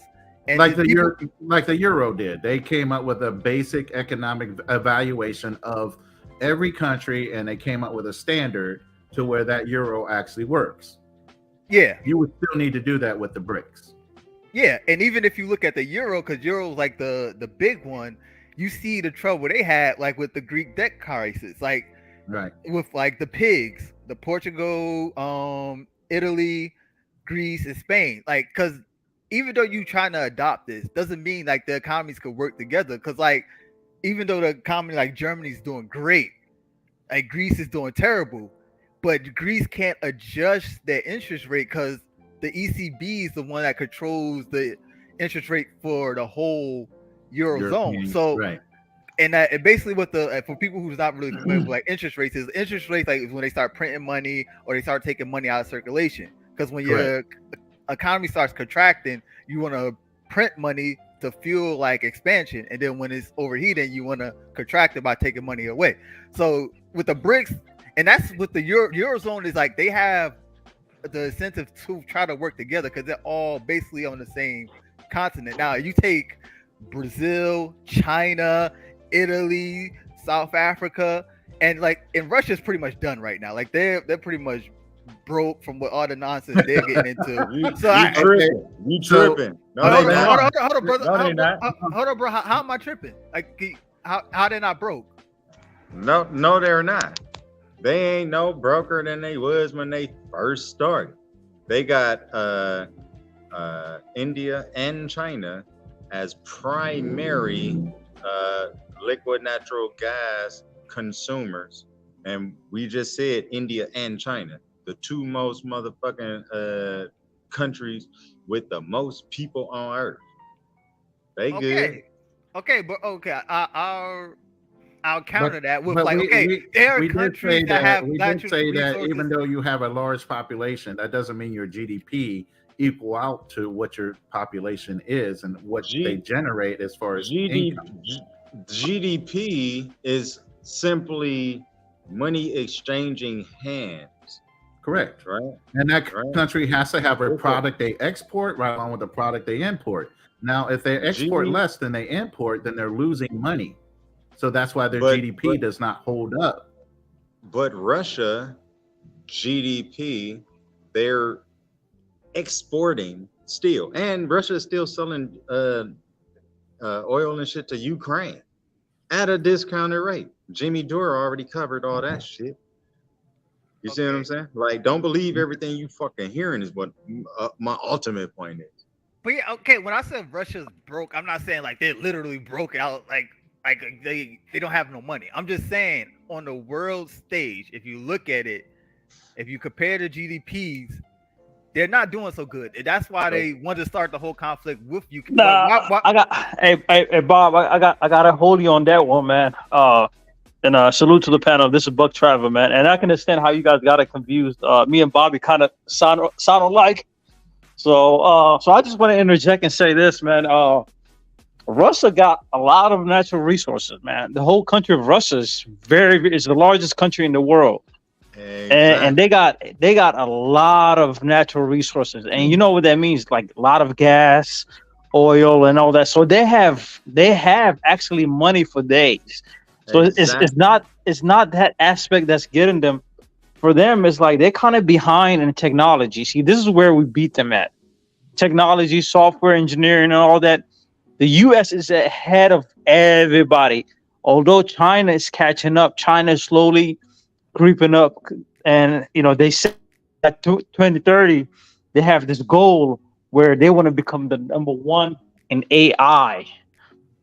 And that can be troubling for a lot of countries, because if China becomes number one in AI, I mean that can really shift the power, the war, the power struggle, So let me counter that, because I just was like, I agree with you. Russia is resource rich, but let's look at it realistically.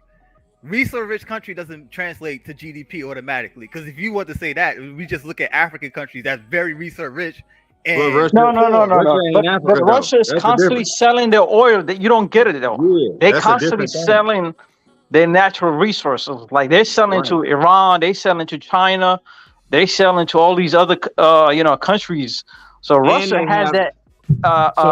They have that guaranteed revenue coming in from the oil sector. Hold on 1 second. Let me put some facts into this so that we keep on statistics.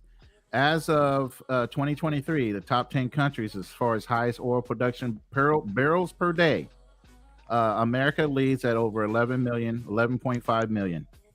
Russia's in second at 10.5. Saudi Arabia is 10.2. Canada is 4.6. Iraq's 4.2. China is 3.9. United Arab Emirates is 2.9. Brazil is 2.85. Kuwait is 2.6. Iran is 2.5. Okay.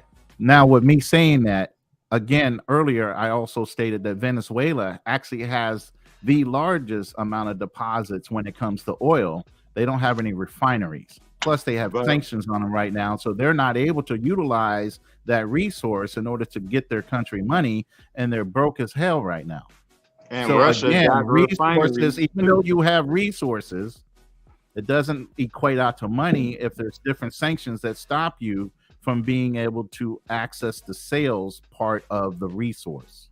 And Russia got refineries now I'm going to put that back out for the panel to talk about. All right, peep gang. So Russia got refineries too. And let's not play no fucking games here. Think about it. All our lives, Russia has been painted as a bad guy. Oh my God, we need to what? Rambo and all that shit, right? So they've been sanctioned all of our lives, literally. I bet you can't, however old you is on this panel, I bet you can't find a year when you can't find it wasn't at least a sanction against Russia. So they've been planning for this shit for a grip.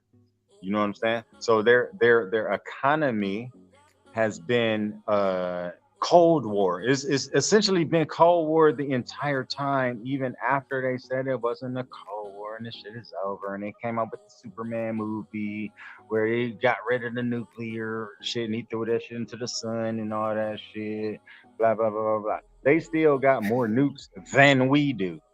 They ain't Libya. They ain't Afghanistan. They ain't Iraq. These are the things that are different. This is a nuclear armed, the most nuclear armed country on the planet. They not just sitting up in that video. We just no. This is a whole different ballgame. Here's another fact. As of March 28th of this year, Russia's ruble is down 20% since November against the dollar. The labor force has shrunk as young people are sent to the front lines or flee the country over fears of being drafted. So I get what you're saying, but when you look at the internal workings of what's going on in these different countries and these regions, even though they might have the resources, they don't have the resources to get to that resource. Hey, it got so bad in Russia right now with the Ukraine situation that, I mean, they're struggling to find people to fight in a war. What they're doing is like they actually releasing prisoners, like guys that got convicted of murder and all that, and they saying that come out, fight in this war, and we're gonna let you go afterwards when you come back. That's the same shit that the U.S. By the way, all these statistics will be available. So I'll have the link so you can read it for yourself. Hey, that's the same shit that the U.S. do, and it's the same shit that the U.S. would have to do if we actually got into a ground war with Russia. You see what I'm saying? You know, if you a veteran on this goddamn panel, whenever you join, it depends on what the fuck the needs was of the military. If you had too many tattoos and shit, or the wrong kind of tattoos, they gonna restrict your ass. But then when we high op tempo, then they gonna release them goddamn. You see what I'm saying? And then when you look at the history of the U.S., the Civil War, even that was mostly conscription, i.e., draft. We gonna draft your motherfucking ass, nigga. And it was on both sides. So that's a normal thing. That's not a new thing. That's not like some they're so fucked up that they need to do X, Y, Z. That's a normal thing, especially when you're talking about actual kinetic war, when motherfuckers die and get arms and shit blown off and all this kind of shit. That's go for any country. I don't see a full blown out war between Russia and United States, because if that happened, is basically the end of the whole world. What I think is going to keep happening is like it's going to be proxy wars that's going to keep going on. Like, you know how Ukraine and Russia thing, you know how we funding Ukraine right now. It's going to be proxy war, kind of like what happened in Afghanistan in '77 when we were actually arming the band back then. So it's going to be proxy wars that's going to be happening across the world in regards to Russia and U.S., but I just don't see full blown war It's the because same. both countries respect each other. They the big boys. We the big boys right now in this in the world. You know, Because they know what's Russia, popping. China, and the U.S. And we all know, like, if these countries get into a full blown war, I mean, it'll be over for the rest of the world. A lot of guys Hey man, don't understand it, so that's why listen. we have all this proxy wars going on, all this stuff going on. Like, look at Syria. What happened in Syria? Hey, I mean, they were in Syria. The Russian government was funding that one dude, Bashar, and we were actually funding the rebels. So Yep. and we were trying to install American puppet, American government puppet, and yeah, and that's and that that's called regime change, right? That's that colonial ass shit that America is known for all throughout Central and South America and Africa. And Russia is like, fuck y'all niggas. We ain't on that shit. What's popping? We got heck, just as we heck, got more nukes than y'all do. What you heck, the, want to do? heck, the biggest war that nobody knows about right now is actually in the Congo. There's a big ass proxy war going on. Like you got rebels that's being funded by the Russians. You got rebels that's being funded by China. You got rebels that's been funded by France, UK, and the US, and they all going at it. Nobody knows about this war because it's really not, the media is not even covering it. You But goddamn right they ain't gonna cover that but shit. it's actually the biggest war, and it's been going on forever, man. It's Hey, it's a natural resource in Congo. It's a very rare element, and they use to make the chips on the cell phones. it's You know, called so, coltan. It's called That's coltan. exactly. but cobalt. That's what it's called, Hey, cobalt. Kobo? And that's why Coltan. we're very guarded against Taiwan, because Taiwan's the one that's making the chips, and that's why China wants to get into Taiwan to get to this factory. But China don't need to get into Taiwan because America and most of the rest of the goddamn world already signed a fucking agreement that already said that Taiwan was part of fucking China. So don't be trying to renege on shit now, like how you did off the gold standard and how you did off of goddamn 40 acres and a mule and how you did off of goddamn all the fucking broken Yeah. treaties and shit with the Native Americans. You see what I'm saying? Like, motherfuckers ain't the good guys in this bitch. Like, let's keep shit real. These There's no motherfuckers good see guys that in shit. anything. There's no You good guys, bro.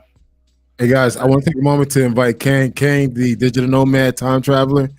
If you want to jump on the panel, I'll send you the link so you can jump on because you know you have a lot to say in the comment section. Yeah, Hey, I in will. regards I to the will. Taiwan situation, man, I think, man, because China is actually watching the Ukraine situation right now. They're like, okay, we're gonna scope that out. If Russia wins this out, then we're gonna go ahead and invade Taiwan. So I mean, they all, watching this shit how it plans out. But All, Taiwan situation, I think China will, all get I'm that. saying. China will get that because it's close to them. They have the advantage. They have the home court advantage. Like if they do the invasion, it's going to be We, easier. You hey, haven't been watching the reports out of but when Taiwan, you have you? say China invade Taiwan, that's like you saying the U.S. invade Puerto Rico. That shit, you can't invade your own shit. Nah, Taiwan has it's not their own shit. I might have it to has correct you on that one. Taiwan is a different. It's its own entity. It's its own country. So China, what they're trying to do is like they're trying to make it into when you look at fall the under one China. listen, when you look at the one China policy that most of the countries in the world, including the US, agreed to 30, 40 fucking years ago, Taiwan was included in that. That's what I'm talking about. Taiwan is a part of China. That's what I'm saying. He's You- correct. you- They talking this Taiwan brand is new part of shit China? now. Listen. He Yes. is correct. Taiwan is a part of China, but at the same time, it's governed independently, similar to how Hong Kong was before they gave it back to China. Like I said, it's just like if you was to say the U.S. invaded Puerto Rico. Like, nah, it's already understood that Puerto Rico is a part of the U.S. Even though it's a fucking colony. That's why they can't vote in U.S. elections. That's why they can't. You see what I'm saying? Like all that kind of shit. It's a colonial possession on our part when I'm making the comparison from mainland U.S. to goddamn clarity on Puerto this. Rico. Clarity on this point. It is a part of China as far as a continent, not of the nation. And So the nation, insofar it's as part of because it's in the Taiwanese Straits, which is part of China, the country, but it's not ever been governed by China. And even a part of the agreed upon one China policy. They already said, yeah. Now y'all saying no. Who's y'all? That's a problem. And that's what China is on. Like, hold on, bitch. Why the fuck you said yeah already? Ad-libs, man. I love the ad libs. You see what I'm saying? Like you said yeah, now you saying no. What the fuck is going on? Hold on. You see what I'm saying? Like that's what China on. Don't be trying to get down. Oh, you need the factories and all of this kind of shit. No. Let's get back to the BRICS thing. We going because we going off to like way out. But like, yeah, we're going off topic, man. Let's keep the topic, man. The C in BRICS is China, so that's still BRICS too. I mean, but but yeah, you're going to like got off into Taiwan stuff because of the chips. Taiwan because of the chips. Guys, I'm totally enjoying this conversation. I'm just sitting back, just listening. I'm like, wow. And yeah, I just want to interject for a second and say this, man. I feel like guys should diversify their assets, man. With this whole BRICS situation, man, like diversify to other forms of asset classes, like within Russia, within Brazil, within India, South Africa. Because all these places are emerging. They're coming up. Mm-hmm. Yeah, you should always diversify. Like a mud. Which were predicted. I want to say by it was either J.P. Morgan Chase analyst or one of the U.S. major banks analysts. They're the ones that actually formed or depicted BRICS as an entity. So that's what I was saying when I first came on this bitch. Like, hey, BRICS is a U.S. creation. First of all, let's get that clear. You see what I'm saying? And it's U.S. from a creation just because of hate. But I mean, yeah. Hey, a U.S. creation just because of hate, but nonetheless, a U.S. creation. And looking from a financial analyst point of view, then that means what they're looking for is where they're going to have the most capital growth at. Because that's ultimately what all this shit boiled down to, right? So if you have reached, quote unquote, the limit in one area, then obviously shit is going to flow. Like you got, instead of saying first world, second world, and third world, and you notice you don't never hear nobody talking about no fucking second world. You only hear first world and third world. You don't never hardly hear anybody in this motherfucking room, name me a country that you've ever heard anybody say that's the second world country right now. Exactly. You see what I'm saying? It's only first and third. That's what you normally hear. So what this shit is actually an economic indicator of capital flows. That's the basis of my whole point of view. Yeah, okay. If you my bad. Go ahead. If you talk about capital flows, okay, who can uproot the dollar right now? Even with the BRICS. Okay, China, the biggest one out of the whole BRICS thing.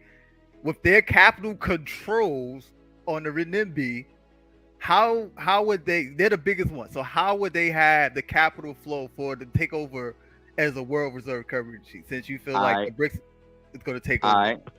Okay. So just like the US currently is the quote unquote world reserve currency, right?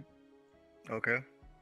So now who is the most think about it from like a crypto standpoint. Who is the most interoperable protocol next to the world reserve currency?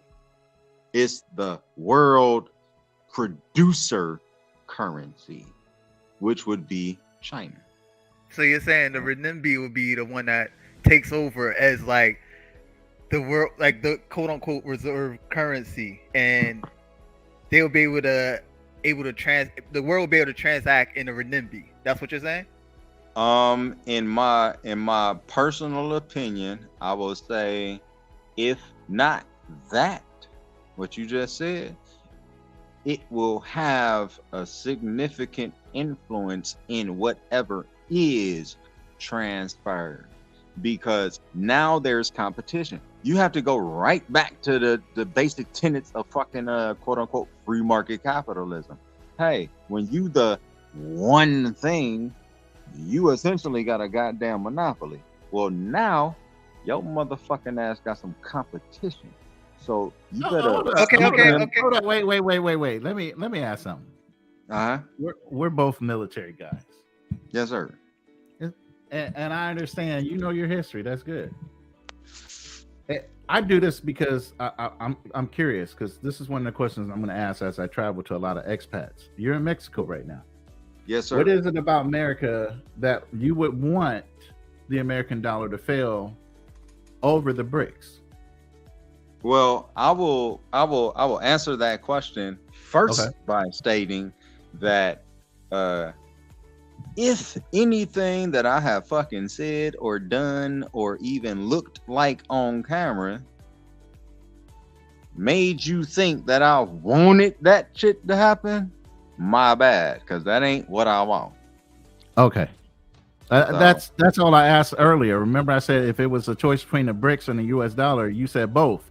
You didn't really give me a middle ground. Now you're kind of turning up a little bit. Yeah, and the reason why I'm saying that, the reason why I said it then and I'm saying it now, just on a different end of the same question, is because it's inevitable. You see what I'm saying? The BRICS currency is inevitable? A competition currency is inevitable. Yeah, that happened. I mean, the euro was in competition with the American dollar for the national currency. I mean, but that was supposed to be the first replacement. That was a containerized thing, though. I was peep game. I was in Germany from 2000 to 2002. So, like, when I went to Germany, that motherfucker was on Deutschmark. When I left that motherfucker, it was on goddamn euro. It was on the euro already. Right. Yeah. So I was there during this currency conversion. Right. Yeah, all of this shit. I done watched and I seen in real time how that little motherfucking little advantage that you had. Yeah, the only thing I have to add to that is until China gets rid of its $26 trillion in the reserved American dollars that it's holding on to, I don't see any of this shit changing. Well, China mostly got that shit because they're the main motherfuckers that bailed us out in 2008 during the 2008 financial crisis. So? Lynette Zhang, her channel, Lynette Zhang, ITM Trading, she does a very good job explaining all of this shit. You see what I'm saying? This ain't the shit that the CNBC and shit gonna tell y'all why. But goddamn, they the ones that bailed us out. That's why they, owning toll roads and all of this kind of shit. I mean, okay, how do you said they bailed us out? Like, what do you mean by they bailed us out? When you had the Bear Stearns and all, Bear Stearns, Lehman Brothers, and they grabbed the treasuries and the bonds. It was China that was the only motherfuckers that was willing in the world at that time to put up the capital to backstop our shit, the US shit. But like I said, they ain't gonna tell you that shit, but that's what it was. Like I said, you can check out Lynette Zhang. She break all this shit down. She been saying this shit for like years now. You see what I'm saying? Like it's old news. She been telling motherfuckers like, hey yo, this shit right here, blah, blah, blah, blah, blah, blah, and talking about the some of y'all are some IT people, right? Some development people, some, you know, be doing JavaScript and all that shit, right? Yeah, so you know about the software development cycle, right? Yeah. Yeah, you got the same thing when you're talking about a currency cycle. She be talking about the currency cycle. So I'm pretty sure y'all would just listen to what she's saying. You're gonna know exactly what the fuck she talking about when you listen to her. Okay. Yeah. That's okay. Yeah. Like I kind of disagree about with China bailing out the United States because it seems like you're saying like just because they purchased treasuries that they bailed out the United States. But whenever you have economical turmoil, every economy usually runs to treasuries because treasuries is like the safest asset. So Do like, you sorry, go ahead. understand what was it? Who was it before it was Greece. You remember what happened with Greece now? Yeah, the Greece financial crisis. Yeah, with the euro. Yeah, go ahead. Yeah. And do you remember FTX? We'll take FTX. That should be in fresh in everybody's motherfucking mind right now. FTX. Okay. Right? Instead of them feeding FTX to JP Morgan like they just did Pac West, right? They just fed JP Morgan. They just fed JP Morgan Pac West like 2 days ago. Instead of doing that, they sought other buyers to assume their assets and some of their liabilities. And they separated the crypto asset class completely out of the goddamn deal. Right? See, they don't be telling us this shit. But that's what they did. Wait, I'm kind of okay, I'm lost. Yeah, I'm lost too. Yeah, can you clarify I that? didn't hear that anywhere. Yeah, can you clarify that, please? Send us a link to the information that because I have no idea what this is. Yeah. FTX was I know I know FTX. Yeah. Sam Bankman-Fried and shit. Yeah. Hold on. Yeah. Can you drop a link with some information? Yeah, because like I have from what I understand is a little bit differently, but I'm open. Like everything's not black and white with me, so. All right. FTX. Yeah. While you looking that up, but yeah, like this has been going on for a while though. It's like people always think like things are gonna change instantly, like because if you think about that, you had the Dutch, then you had the British, now you in the U.S. empire, like instantly, like. But the whole thing is, we're not necessarily empire, and the standard that they were. They literally occupied these countries. Yeah, we do too. America is not necessarily occupying countries, virtually maybe, but not physically. That's a big difference. That's semantics, man. Hey,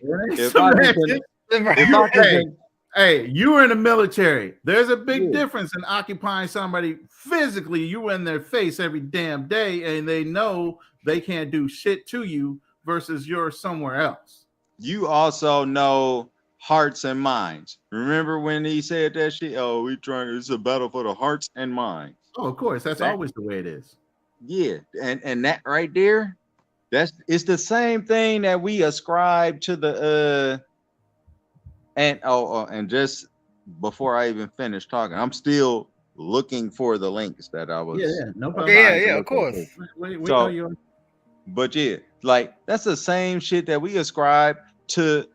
Oh, the white men when they came to Africa, the Europeans when they came to Africa, they came with Christianity because they was trying to win the hearts and minds. It's the same shit. You see what I'm saying? So Hey, you You gotta love apply going the back to shit. that. You love going back to reparations, damn near, brother. Come on, Yeah, man. bro. Yeah, you sound like those Hotep guys, man. Like, yo. Yeah, I'm just saying. Because And they owe us some shit, okay? We Hey, all know. Let's get that out the- the way. We right, all right. That ain't know coming anytime America soon, man. is The indebted fact- to the brothers. the fact that you laughing about it lets I ain't me laughing know that we all know what I'm talking about, though. Of course. Right. Bro, That's It's not a fun that's situation, but my at the only same thing. time, I know history, and I'm a big component to that. So I get what you're saying, but you round it back there. Yeah, because that's what everything is grounded on. It's just like here's the now. Without- Current without laws- going into it- without going into it, if you want to go back further, every nation has conquered other nations and indentured those conquered nations into servitude. That's However, every nation has not had dumb diverses put upon it, overlaid upon it, and then had descendant laws upon it. Every nation ain't had that. So that's where your commonality is.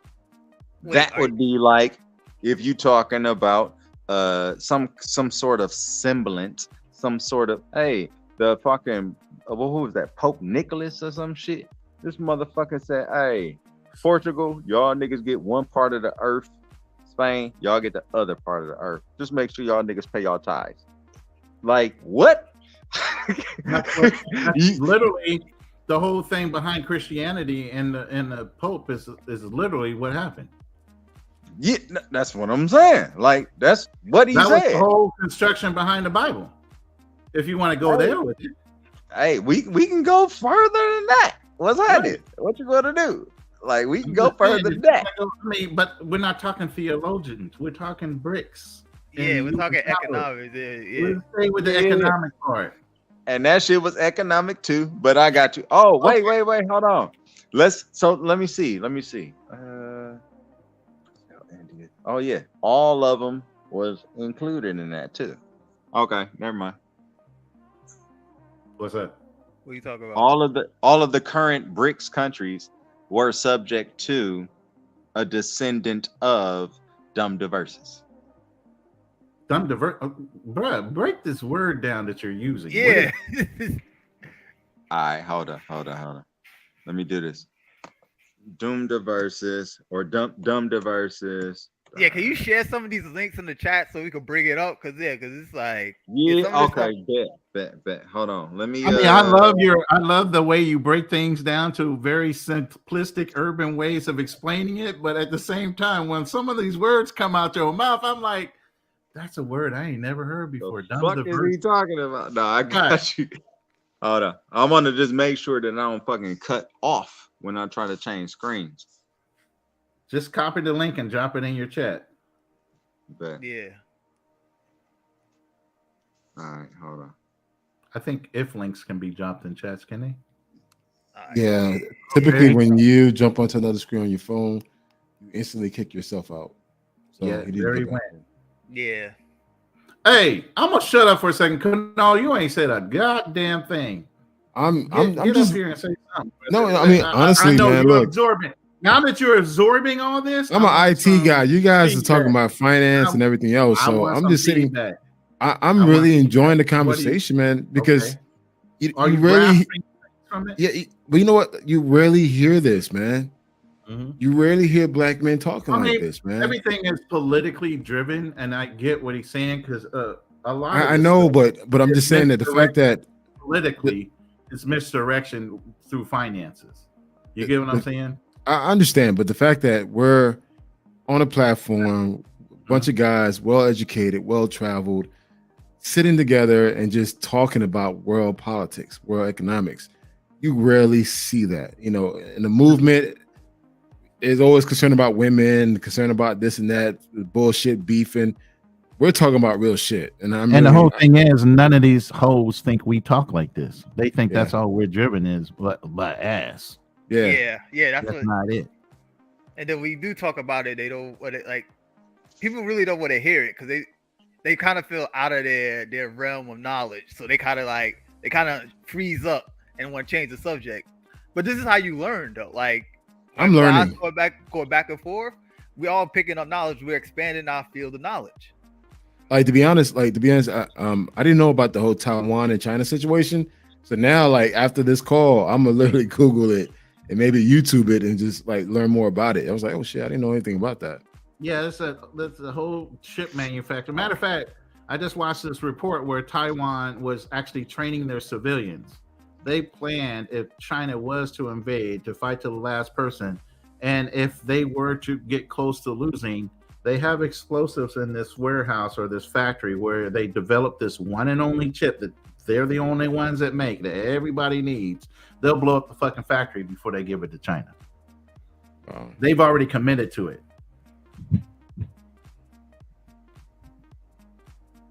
Yeah, that's Taiwan and China. Dumb Diverses. Okay, I got the link now. Dumb Diverses. I'm looking at it right now. So, quick question. So, Taiwan, was it part of China or no?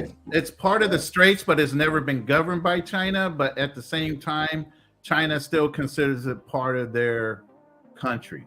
Yeah. So they assume ownership as far as governorship too, aside for them just being a part of, the Taiwanese Straits, which is all the Republic of China.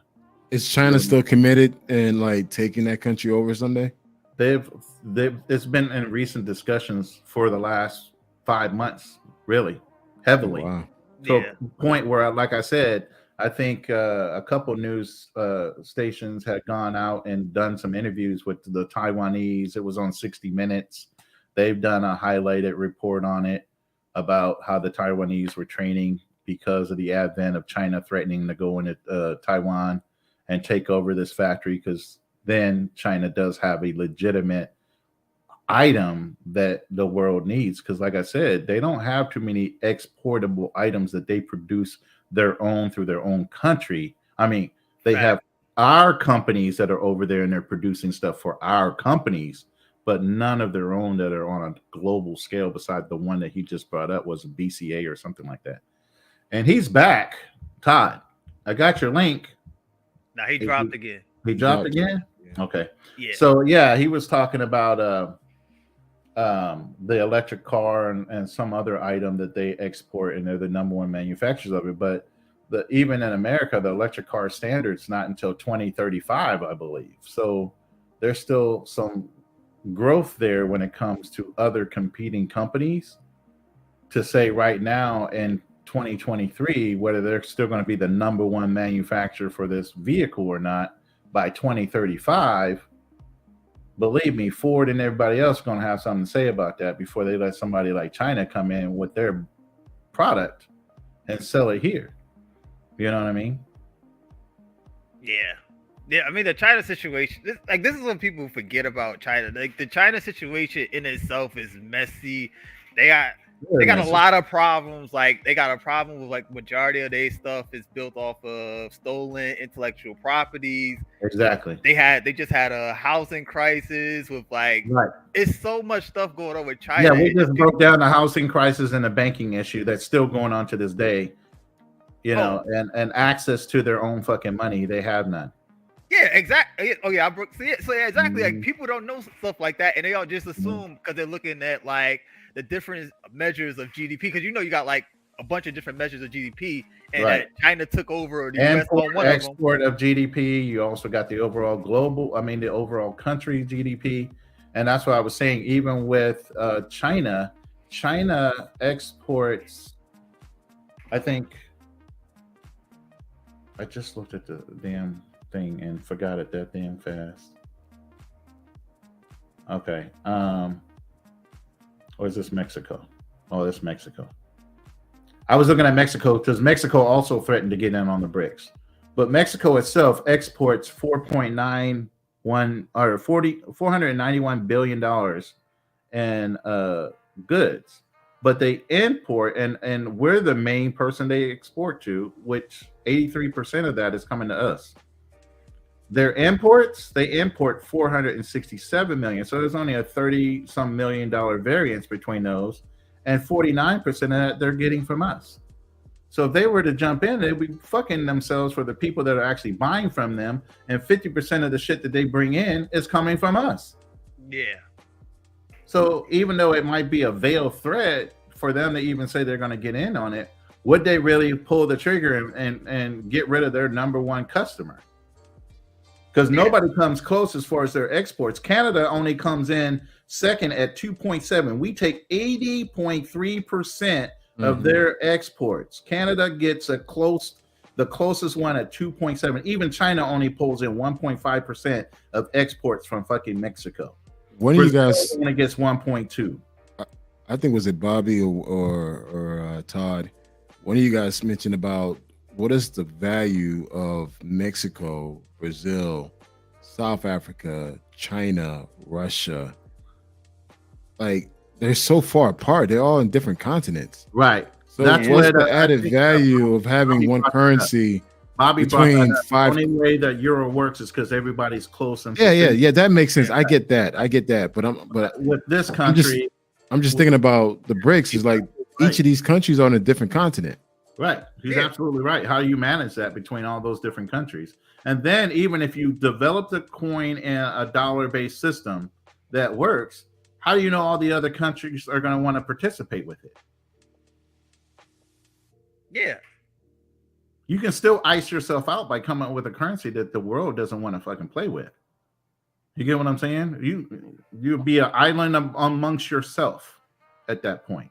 Actually, I was watching this YouTube right before we started this podcast, how the African countries are looking at South Africa, and they even looking at South Africa like kind of like they're somewhat leery about the currency, because even Africans, you have 54 countries in Africa, they're not willing to come together and create one currency. And I think at one point, was it that guy that died from Libya? I mean, the president. He wanted to create an African currency. Right. Gaddafi. But a lot of the Africans were pushing back. So it's just like, to me, I don't see the added value. That's the only bad thing about our culture.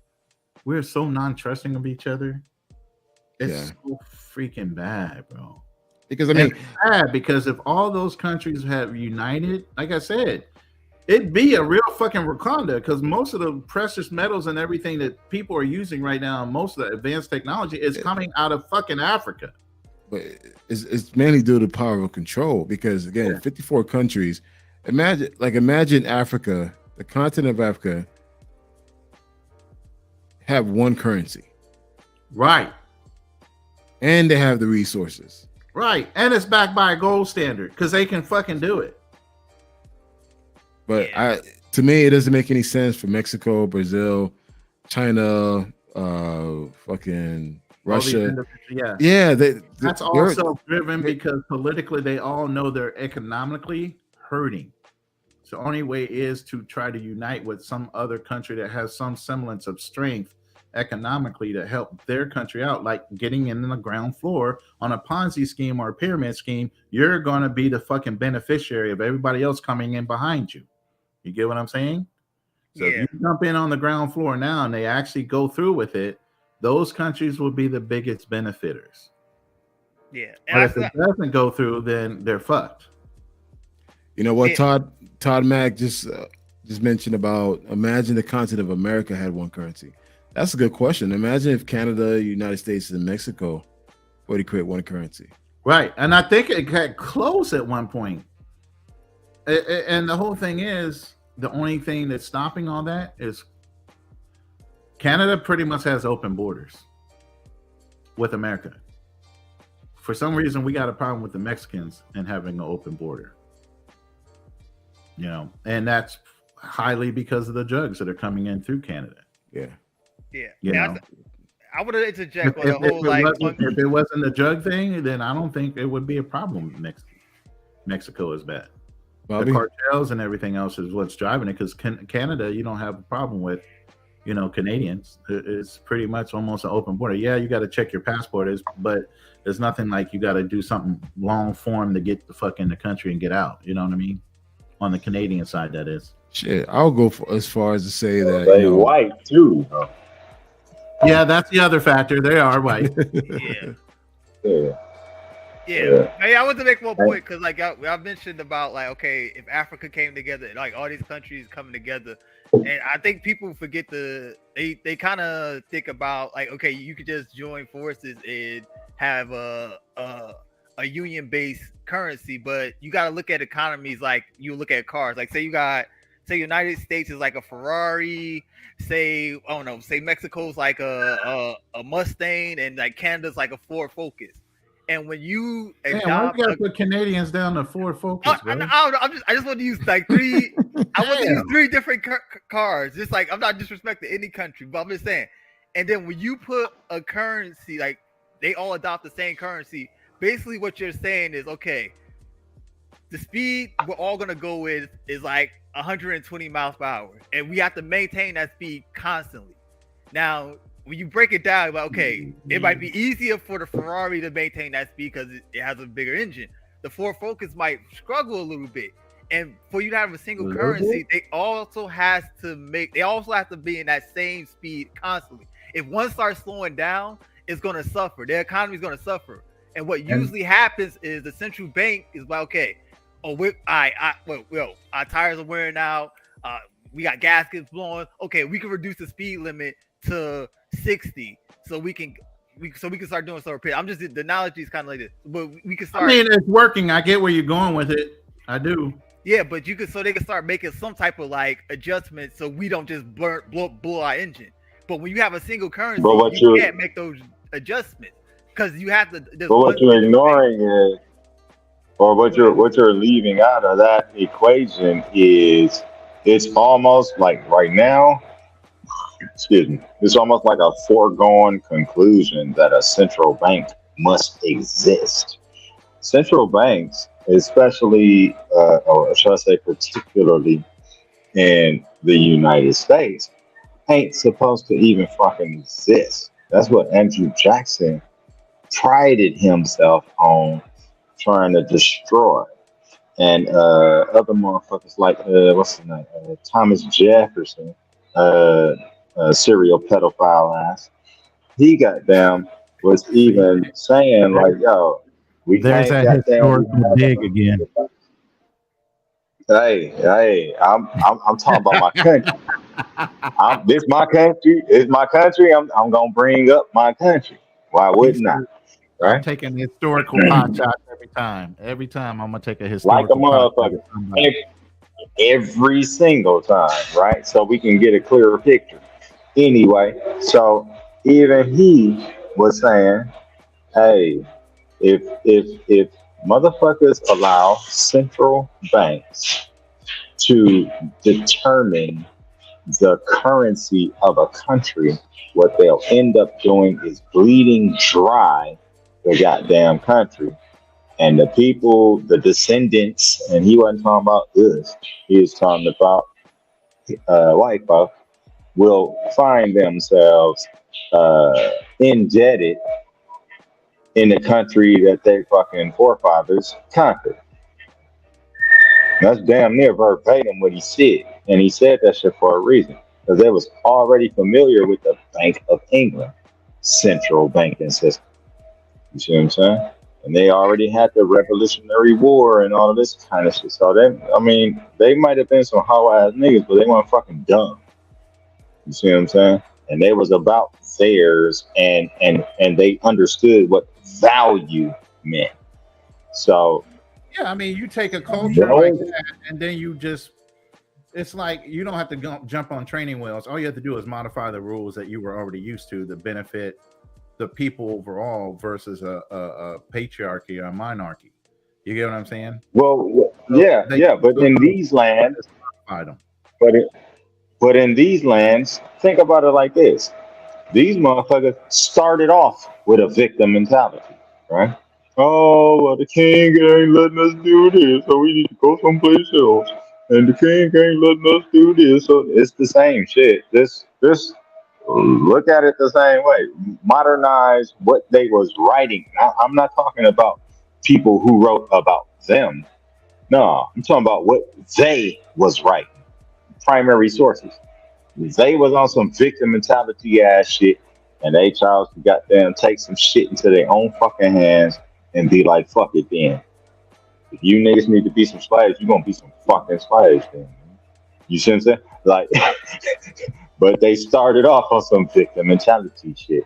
Let's not, you know, be unclear about that. Religious freedom, you know, because we're persecuted and we're Pretty fucking victims. Yeah. I mean, Right.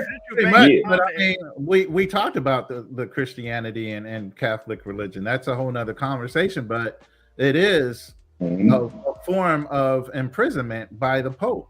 You had the Pope having every king in the nation bowing to him as an emperor, and he was Well, a fucking Pope. which pope are you Why talking was that? about? It was because Which of pope are you talking all of about? them.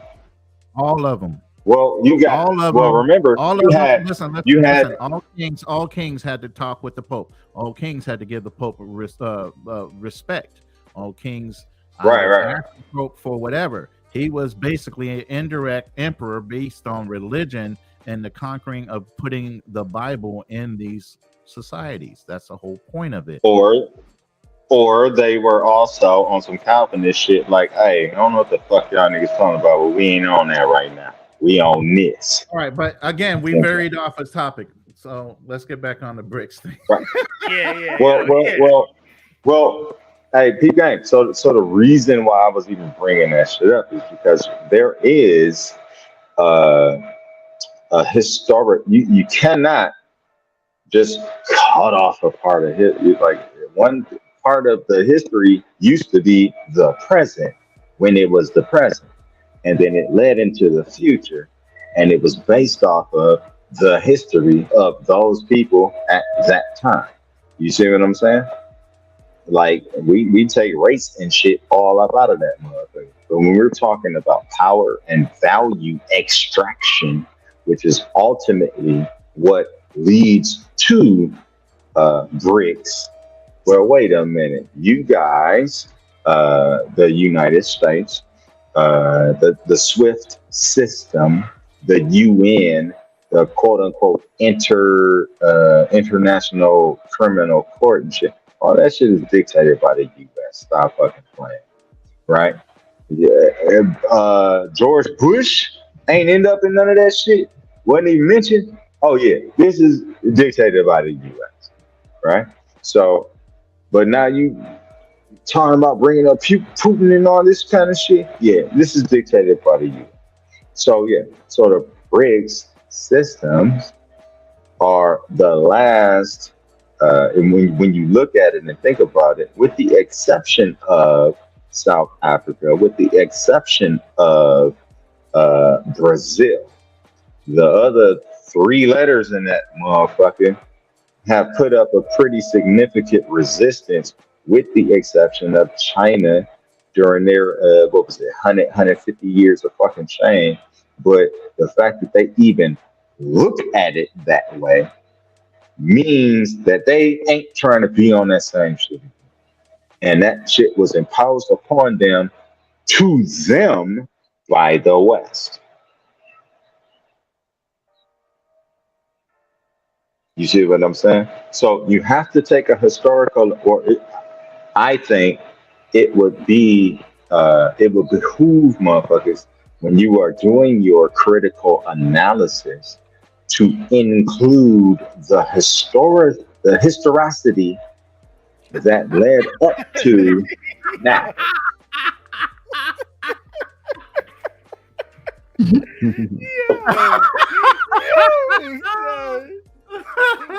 Oh man! Oh, my bad, So bro. now, hey, so check this out. Check this out. Before y'all even ask me anything, let me ask you this. Do you think I'm wrong? Or was that Absolutely shit not. just funny?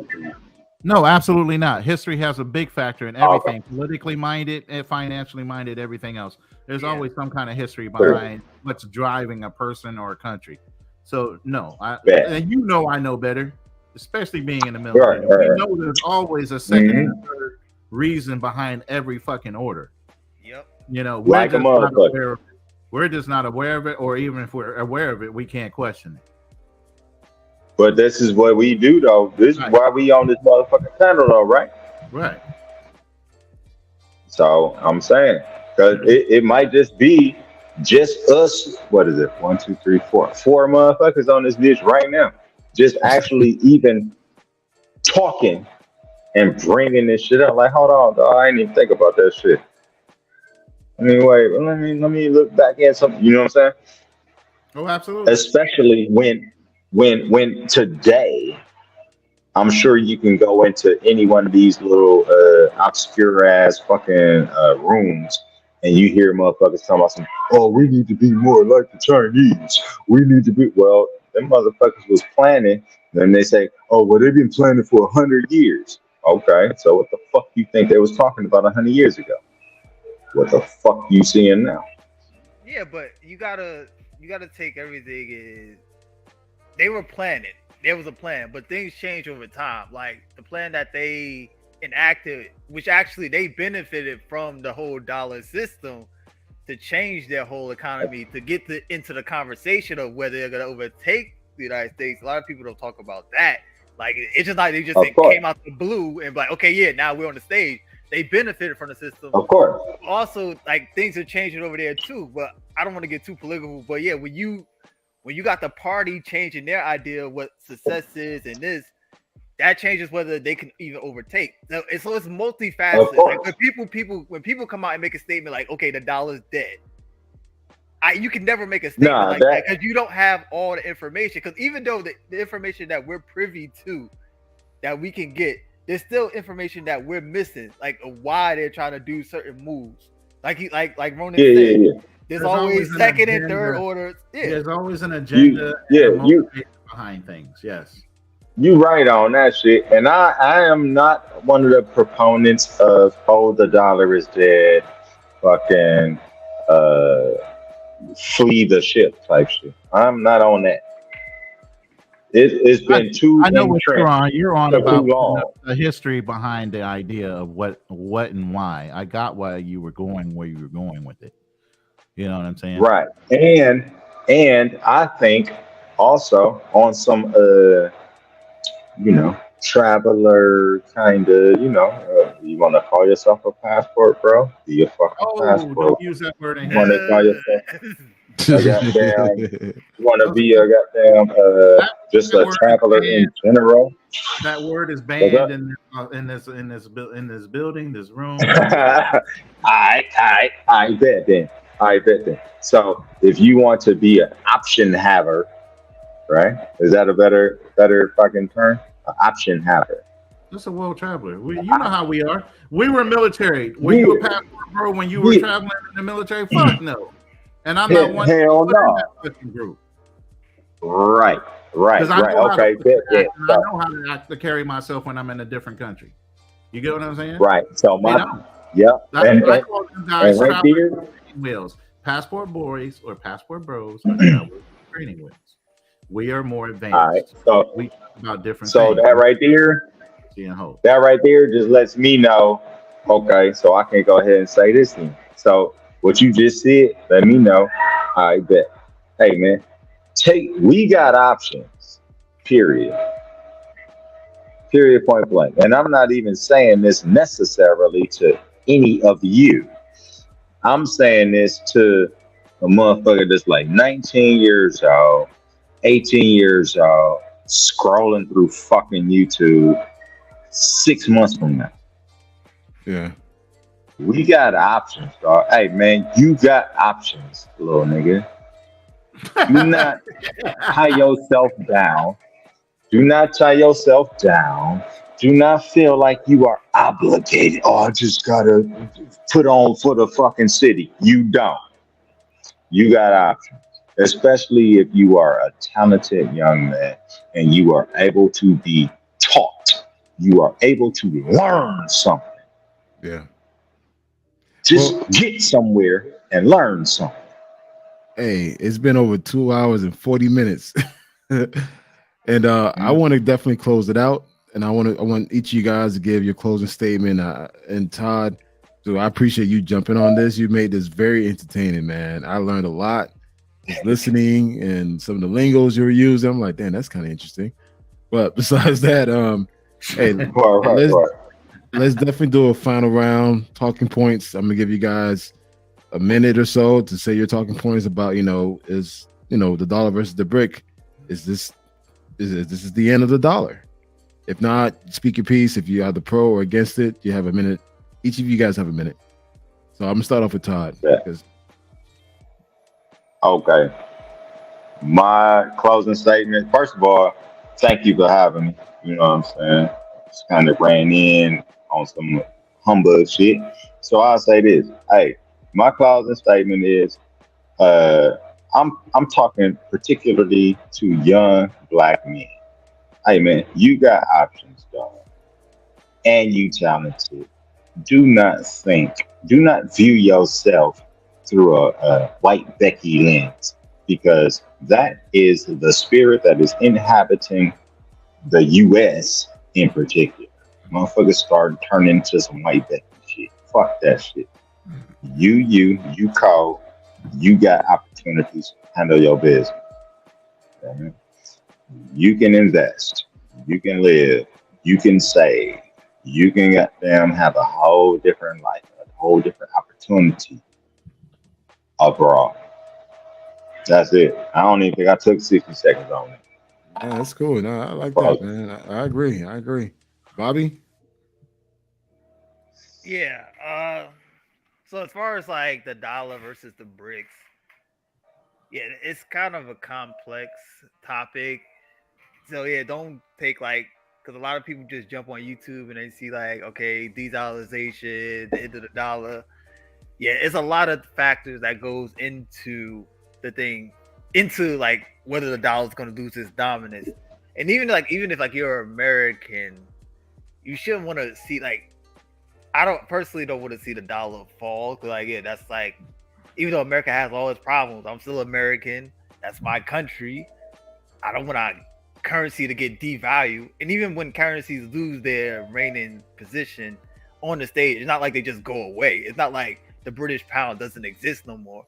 It's still there. It just things change. It changes constant.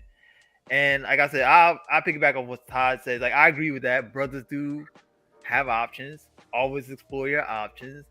And also always look for knowledge. Understand these things. Don't just take stuff what people say for face value. Always about okay, why are they saying this? Where did they get this information for? Who vetted this information? And look for water. yourself. Like what happened? I agree. I totally agree. All right, Alex. You good, Bobby? You good? I don't think. Did you break your train of thought? Or you good? Oh no, I thought Todd said something. Oh, okay. Oh, yeah, but yeah, go My ahead. bad, Yeah. dog. All I said was word. I was agreeing with you. Oh, okay. Oh, yeah, I'm good though. Yeah, Alex, yeah, rock out. All right. I mean, for me, it's a no-brainer. I mean, obviously somebody has an agenda or a narrative they're trying to dictate, and with YouTube and different social media sites incentivizing people to hype certain things up for clicks and views and actually get money from it. You know, half of the things you hear from these different YouTubers, TikTokers are all for sensationalism and clicks. Nothing is based off of facts. Nothing is based off of something that could potentially happen anytime soon. Like I said, BRICS hasn't even come up with a certain coin design or even a piece of paper that would actually be considered currency. It's all talk. It's been talk since 2001. Are they getting closer? Potentially. Are some of the countries involved have their own little issues within it and could be driven to push this issue a little bit more because they would have a benefit on being on the ground floor? Absolutely. You know, you can never say never. Things can happen. Climates can change. And, you know, half the world can fall in a fucking hole that was never around. But beside for that, it's not going to happen. Hopefully, in my lifetime, I would hate to see it go, and another currency come into play, because I know America is going to suffer for the first 10 to 20 years if it does change. Because debts and loans that are due will be called on, and that currency is not going to be what it used to be. So I think we would be in some serious trouble, United States wise, if that currency was to go away and BRICS was to take over as a worldwide standardization for currency. But like I said, I don't think anybody's anywhere close to making that happen. And everything you're hearing up to this point is pretty much for clicks and hype, money wise. Other than that, yeah, I definitely encourage young men and women to travel as much as possible, get the exposure to the world. Being a traveler, I've seen some of the worst places in the world, but it made me appreciate the country I lived in and I grew up in. I would never talk down about America, even if I chose to live in another country. It's a wonderful place to live, better off than most other countries, and that's why there's still a mad dash to get here. No matter what situation it is, and people are willing to die to get in here. So if people are willing to die for it, then it's something that you should hold high and value at the end of the day. Shit, I was one of them. My brother, you got like the keynote speech and shit. Shit. Thank you, sir. And that's it. That's all I got to say. I just want to piggyback on what Alex just said. I was one of these people that, my mother and I, we risked our lives to come into this country. I'm a proud American, Haitian American at that. But I just wanted to say, guys, and I want to piggyback to what Todd was mentioned before to my young brothers out there. Look, man, the world is your oyster. Go out there, see the world, man. See how the world really works, man. Stop relying on third-party information. Take the time. Now you got AI tools out there where you could actually learn something new. I learned a lot about BRICS within the past 24 hours. I learned how the economics work in these countries because I took the time to learn and understand it versus just going by what a YouTuber say or what the media station is saying. Do I fear that the BRICS is going to be a big concern to the dollar? No. The dollar right now is the strongest currency across the world. Does it have potential? Maybe, the next 50 years or so, maybe in my son's lifetime or my grandson's lifetime. But for now, I think, we're in good hands. We just need to continue to build and stay focused, to be honest, man. And I just want to take the time, really today, just to say thank you to Alex and Todd and Bobby. I really enjoyed this conversation. I kind of fell back a little bit because not too often I sit down and I really enjoy listening. I didn't even want to chime in. I just wanted to listen and learn. And I learned a lot. So we need more of these type of conversation amongst brothers, because right now within the travel movement, especially the Black man travel movement, everyone thinks that we travel for one thing. They don't know that we're overseas, eating croissants, having these type of conversations at the bar. Man, you don't realize, military dudes, we get theological when we get drunk. We're sitting there talking about the fucking stars, the moons, and everything else. I'm gonna tell you this, man. I'm gonna tell you guys this. I'm Sasua, right? I met this guy. He's a software engineer. So we're at Kings in Sasua. Dude, we're talking about AI applications, surrounded by beautiful women. Dude, we were so locked in our conversation. An hour in, we just realized that, damn, there's women around us, because we were so locked into the conversation. And sometimes, guys, you need that. You need that, man. You need to surround yourself with like-minded brothers, smarter than you, that know more than you, because that's how you learn and get better in life. Stop surrounding yourself with dumbass people that low frequency. Iron. You gotta have iron sharpen iron. You can't just sit there with a whole bunch of dull heads all the time. And it's just like, hey, can I make a suggestion right quick? Sure. Hey, after you close this out, have y'all seen Hidden Secrets of Money, that series? No. Is it on Netflix? Okay. No, it's right here on YouTube, actually. Free game. Check this out. Particularly the episode 4. I'll post it in the comments, and hey, maybe you might want to like do a pick apart on that for your next episode. Okay. Dead ass, dude. It's that real. It's that real. Yeah, definitely pop the link on the comment section so I could definitely take a look at it. But again, I definitely want to have more of these conversations because I think that's something that needs to be had. A lot of guys need to understand the value of the dollar, especially in other countries. You have a lot of guys that I personally seen in Dominican Republic where they just use their dollars and did not exchange it for the peso. They just felt like, hey, I'm gonna give this person $10 and that's it for the service. Like, dude, you dumbass. You know that you just gave them more than what you paid for. You need to understand and value your dollar, just like the fools out in Cartagena, Colombia, making it rain, throwing ones in the air. They look at you like fools because they understand that you don't value your currency. So we need to really stop that and understand, like, hey, the dollar is strong. Trust me. People are willing to die to come into this country just to experience it and just to have it. So, yeah, we definitely need to have more conversations. Like I think this is a great conversation. Yeah, this will help, and I think conversations like this will help bring like Black travelers out of that light of the passport bros of all the negativity, so you can actually see that people are about things besides women, because women shouldn't always be the focal point. So yeah, this was great. I agree, man. Man. Well, hey guys, good morning. Good morning to you guys, and man, hey, thank you so much. Definitely got some more topics during the week. If you guys want to jump on the conversation, let's do it again, man. But I just want to say thank you. And, hey guys, for the 10 people unpacking. Yeah, for the 10 people who are still listening, man, like the video. I'm not asking for any chats, no super chats or cash apps. Just like the video, man. That's all I want. And that's about it, man. That's all about it. Yo, Todd, I appreciate you jumping on. You are more than welcome to jump on any other live, man. It doesn't have to be anything economics. Yes, sir. Yes, sir. Hey, I'm checking in right now from Playa del Carmen, Mexico. Yeah, I was out there last year, man. I was there for 4 days. Nice. Yeah, I've been in this bitch for about 6 months now. Oh wow. Okay. Well, hey, you know what, man? Maybe one day I could spotlight you as well, man. And a spotlight is basically when I interview you, talk about your life as an expat or a digital nomad, and you can provide, some of the members some tips and tricks as far as how to maneuver and so forth while overseas. Oh, he definitely do that.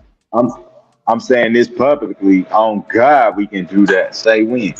All right, cool. Hey, we'll stay in touch, man. Trust me, I'll definitely get you information on the back end. Yeah, I know he down there enjoying some of that 100% service connection money right there. Like a motherfucker. and that BRD. Yes, sir. All right, guys. You guys have a great night, man. Appreciate it. All right, man. Y'all too. Hey, I'm gonna put that link up as soon as I come up out of here though. All right, guys. Thanks, man. All right. Yeah. Peace.